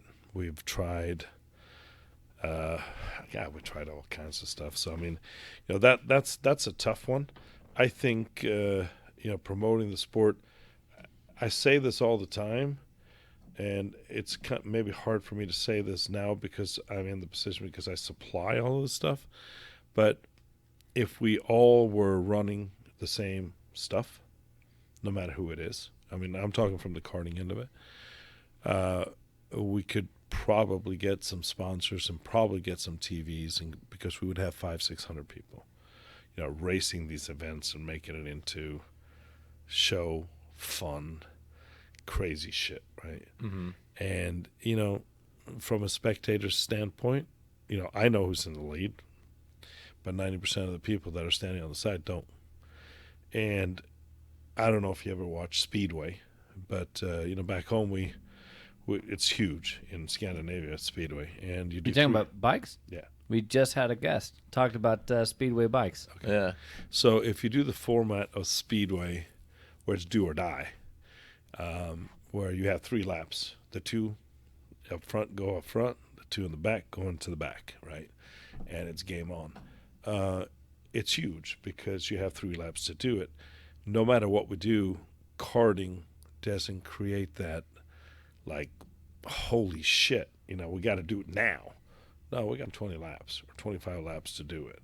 And some of the races, it's a little more NASCAR in that regard. It's right. Endurance. It's endurance, and it's a little bit more boring from if you're saying how do I bring it to the spectator, and how do I, if we wanted it to be a spectator sport, we would have to change some shit. Mm-hmm. We would have to. And honestly, I mean, if you watch a go-kart race on TV, and if you're a person that's not in karting and stumbles across it, yeah. It's really hard to get into it and find it that exciting. Do you know why it's exciting? 2 things: editing and announcing. Yeah, that's how you make. But you're making. It was weird. Exciting. I was surfing yesterday, and the same guy that we hired, the English guy, he was at an English racetrack, go-karting racetrack, and it was. Had he not been there, I probably would have fell asleep. Yeah, right? And I think that's the most important. Is if you're going to bring the sport to the people, you would have to really walk them through it. If you look at Formula 1 today, and you look at even IndyCar, I watched this weekend, which has changed around and become quite sexy, but even Formula 1 has become sexy now that Mercedes has a little bit of of a challenge. Unpredictability. Yeah, I like it. Yeah. We don't know who's going to win. Yeah, depth in the field for sure, but I mean, I still think more people are going to find it's kind of like global rallycross. You know, when Red Bull took it over, it was exciting for the average person to go and watch because there was a bunch of cars on dirt banging into each other. But man, even like I've been saying this year for IndyCar's been badass to watch. The average person ain't going to go watch it, but the average person will go watch the Formula One stuff on Netflix. But he you know, editing. He hit one dead on. I went and saw the World Finals in Rally in Sweden 3 years ago, and in the middle of nowhere, and I run into all these people that we're talking population 600. It's a place called Holius in northern Sweden. Wow. Right? And a friend of mine owns a piece of property there, so he goes, "Hey Tom, let's go watch the Worlds." That's great. I run into Troy Adams. I run into all these other, they look at me like, what in God's name are you doing in Holius, Sweden? Well, the second half makes sense. So, but it was so cool to watch those 3-4 laps with a joker, with the jumps. Yeah. And I was like, this is badass. And it was how he laid his joker lap, how he laid it out. Strategy. Yeah. It made it fun. See, and I think that's the thing. We talk about karting, and this is a slippery slope because I personally, I'll put my hand up and say I don't like what NASCAR has done with stages and shit like that. I'm not a fan. I'm an old school guy. 25 laps. Make it a race. Start again. I'm like, come on, man. And rallycross, it is what it is. Like, I love rally. Rally is driver versus track. That's what it is. It goes and team and so on and so forth. But that's it. They're the most. Rally is the most badass drivers. Period. Like you can take badass. Yeah. Now, are we we're talking real rallycross. We're not talking the 3-lap deal. No. Rally. Rallycross. Rally. Okay. Not even rallycross. Rally. Like, you're going to the FNG. Yeah. BFE. Not FNG. It's completely being different. a map. We were talking about this the other day. Me and my friend who was in Sweden. It's just we were driving through in Sweden in the middle of the woods, and I was flying in this car, and I said, could you imagine being the map guy on these things? You know, we talked about for that Sebastian too, Loeb, Crest 2, I'm like, you'd puke. Yeah. You know, and they're 300, 400, 500 feet straight down. To me, the best driver in the world by far, 0.0000 rallycross driver. Yeah. And number 2, Dakar. Yeah. Same shit. Yeah, they're right. Yeah. Yeah. So, but for karting to get to the quote masses, I mean, pit stops or joker, or you got to make it different. And I think that's a completely different conversation. And it's not even karting at that point. Well, no, I don't think you change karting on that sense. But and the only reason because you said you broadcasted or you put on TV Supernats a few times, right? Oh yeah. So it was your choice. Yeah, but my thought is it's not trying to promote it on TV. It's trying to promote it to get people to the track. And honestly, like, even if I'm a nobody walking around Vegas when Supernats is on, I'm like, oh, there's a go-kart race. But, I'm going to go watch Blue Man Group. There's always something better to do. And it's actually interesting. We talked with Troy Adams. We did an episode with him. And I thought about this question later on. I want to talk to you about Mike. Great guy, by the way. I mean, he's a cool dude. He's been around the shit forever and ever. Awesome. The shit he's done is insane. Yeah. I love his energy. He gives a shit. He does, man. And he loves the sport. Yeah. Good man. We talk about, why his question was, why do you think karting is dead in SoCal or not as popular, whatever it was. And thinking back to it, I can't talk about the drivers at the same time. Yeah, we went down a rabbit hole with the answer. But my thought, I was thinking about this like weeks later. I'm like, you know what? There's so much other shit to do in SoCal. At the end of the day, it was later on, and this is maybe fishing a bit, but indoor karting became a thing with K1. There's so much other shit to do in SoCal besides karting. But I think because of that, there's stuff that can overshadow karting. That's my thought. Yeah, at the end of the day, there's plenty of shit to do. Period. Yeah. We're talking about going against mainstream. If you want to try to get the general public, the general public, and just saying, there's football, baseball, basketball. There's a lot of shit going on in the United States. Yeah. So if you want to try to get it in front of people, it's got to be exciting and fun and whatnot. So, yeah, I think that the tough thing is that, yeah, in SoCal there may be a lot of stuff to do. So is everywhere else. Yeah, but if you take this weekend as an example, I mean, somebody's asking why are our numbers down. Numbers are down in California, period. Because this weekend we have KPX, ProKart Challenge, we have PKRA going on. Those are the three that I know of. Well, and last weekend you just had CRC, another deal in California. So next weekend's LAKC. Yeah. People are trying to pick and choose where they're going to spend their money at. And also, to be fair, there's a bit of an asterisk on the current numbers and shit like that because people are still trying to figure out what the hell they want to do. There's so much ebb and flow. Like, if you look back at when ProKart first got rolling again last summer at Willow, and at the same time when Andy put on his deal in Phoenix. Right. Oh, shit, we are big going influx. Racing. We're big fans. Yeah. But then you get back to, i.e., semi-normal shit, it starts going like a little bit sideways. Yeah. So we're all kind of living in a weird deal. I think more of a scenario is to look at looking at Andy's challenge numbers, looking at your pro tour numbers, looking at USPKS. I think those are what the general vibe is in karting. Yeah. But again, we're talking about essentially kind of national level stuff. It's a little bit more challenging. How many did you have at the opener for PKC? It's like 118-ish, something like that. We're hitting 120. I mean, in the peak of PKC period, the highest I think we've ever had is like 204. Good golly, really? But, wow. 160 to 180 was no issues, and then it went down to 150. But again, looking at the West Coast numbers are down. Mm-hmm. Okay, right now, if you look on the other side, USPKS is strong, and a lot of the teams decide to run that. And just like anything else, it's got its time too. Yeah, 3 years we'll be sitting here. Man, he has something called.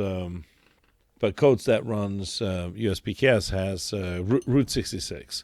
Route 66 is truly the real club racer. That's the club, yeah. Super club. Mm-hmm. Yamahas and all the stuff. And he'd pull 200 people. That's crazy. All day long. Yeah. And his USPKS would pull 60 or 50. Yeah. And then now suddenly, I don't even know if the other one exists, and he's pulling 250 on the other side. It's just flip-flopped. Well, yeah. and that's and it does all the time. I mean, this is like I was telling you. It's just, man, that's going to happen for 2-3 years. Then something happened. We had huge numbers because a lot of the guys were coming this way and racing this way 5 years ago. It's like, okay, so that's, the Rollisons and the stuff. Rollison now is racing over there. So we don't have, also another thing, we don't have the tracks that they do over there. We don't. Right. Yeah, we don't have the options. No, we don't. Yeah. The other part, too, is, and I mean, we've had a little bit of that happen in SoCal, club racing and stuff, but too much karting can be bad, Oh, and I believe that's where we're at. Yeah. There's so much going on. You talked about it with your group, and that you got something going on every single weekend. Yeah. And I know that we're here at the track. We're busy every single weekend from January on. Yeah, we got something, whether it be a arrive and drive or otherwise. But I also work on the schedule. And I'll tell you, there's something going on in SoCal or California pretty much every damn weekend. Yeah, there is. From March through October. Yeah. So you got to pick and choose, and at the end of the day, people only have so much money. There's a limited amount of hobby money. Yeah. And discretionary is on the table. And I always say this to everybody. It's like, I'm not so much worried about competing against this guy or that guy or this guy. My competition is really the jet ski and the beach. Yeah. Yeah, right. It's just like, how do I keep them in the seat? Mm-hmm. I'm not going to kart anymore. I'm going to go skiing. Yeah. Or I'm going to go surf. I mean, you could buy a hell of a jet ski and go have a good time for the money of a go-kart. Well, I mean, we know or a racing season. We know a number of people have gone dirt biking, and then dirt biking's that weird thing where there's a lot more people riding than racing. Well, it's accessible too. Yeah, you can just go time. play. And do you know how many surfboards you can get for a go-kart? True.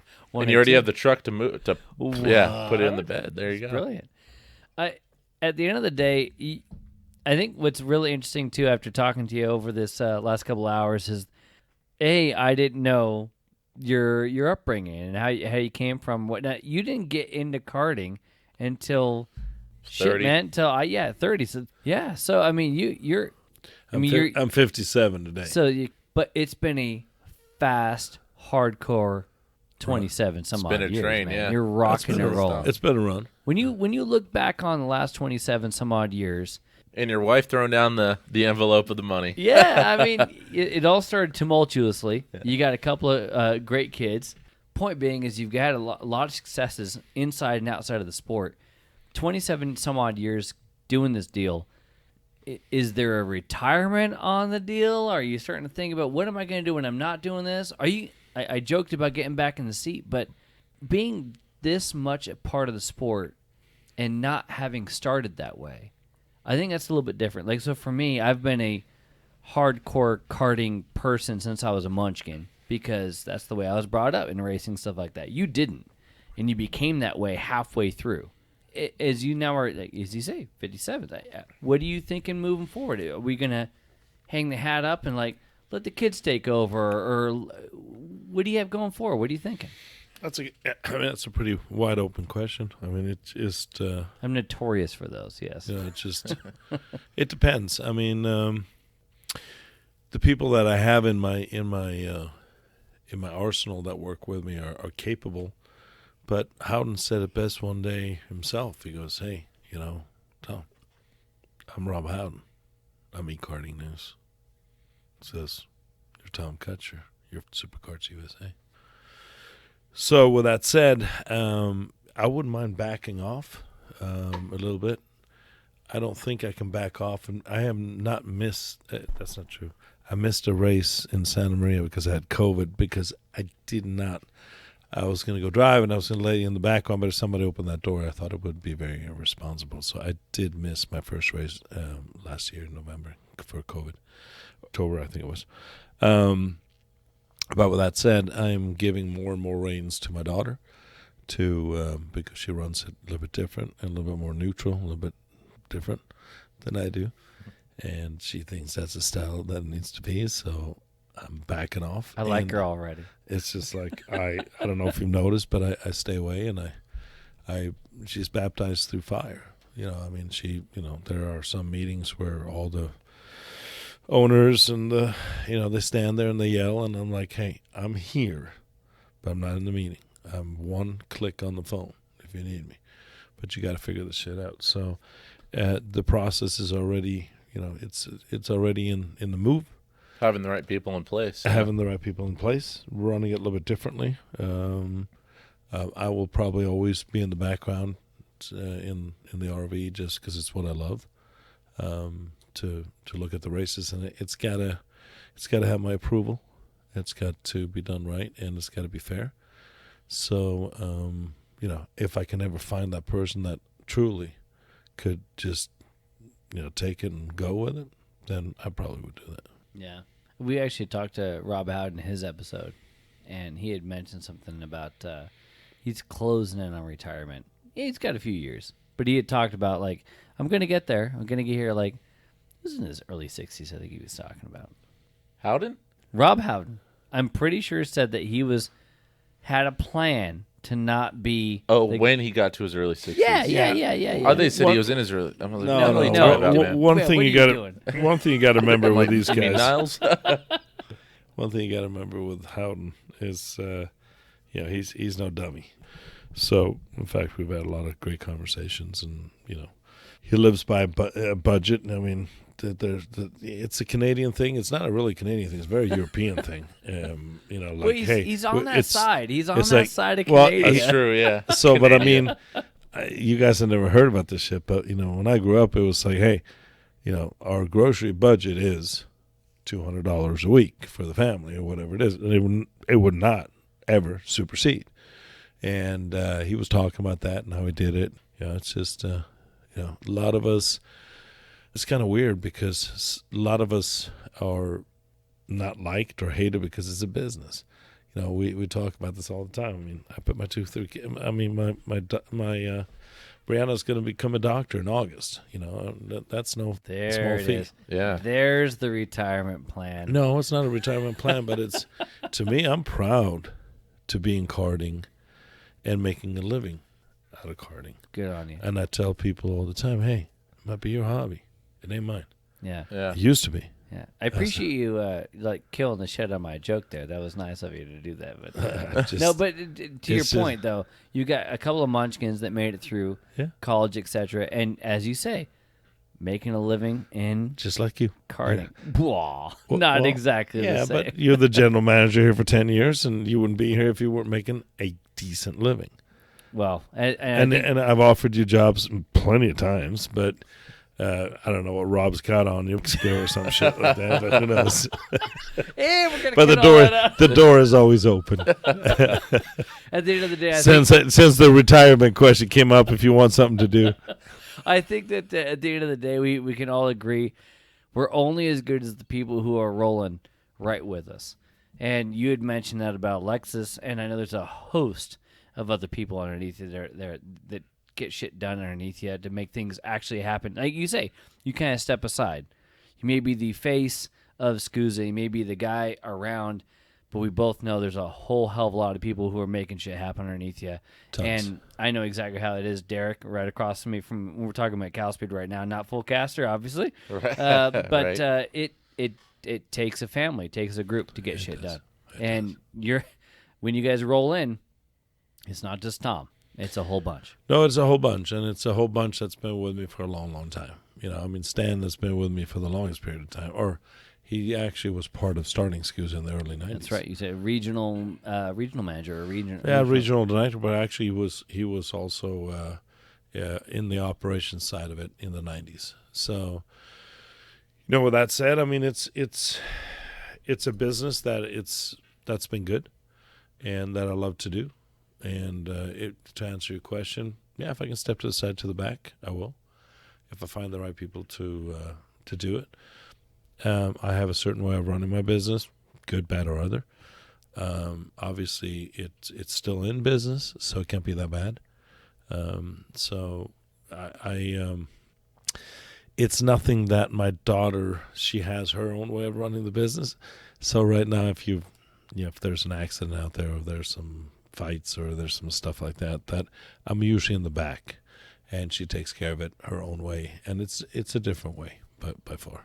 Well, at the end of the day, passing the torch is part of the game. It really is.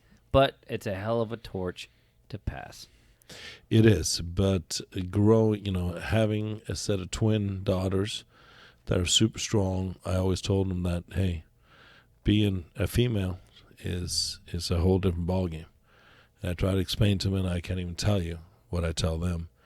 And I'm very straight up with them about the business world and how much stronger they have to be to shine in the business world. And, she has 4 or 5 years of international business and I mean, truly has the know-how to do it. And, again, back to what I said before, karting paid for it. So I'm very proud of that. Not too shabby. Not too shabby. And a couple of strong cookies, too, no doubt. They're not bad. Tom Kutscher, this has been a freaking blast. I mean, I'm telling you, I appreciate the hell out of you coming out here. I know Derek and I were, stoked that you'd pull off the time, make this thing happen. We weren't sure if it was going to happen, and we're so stoked that you could. Thanks so much for being on the show. Appreciate it, man. Really appreciate it. Just, again, back to what we started with, it's like, this shit ain't going to happen again. But I'll probably do it with you guys again because it was fun. And we talked about shit that, people might want to know, people might not want to know. But the truth is, where did I come from? How did I get into this shit? That's what it all comes down to. So, I mean, it's been a pleasure. And I'd do it again. I mean, for sure. I mean, it was a lot of fun. Thanks so much, man. We really appreciate it. Thanks for hanging out.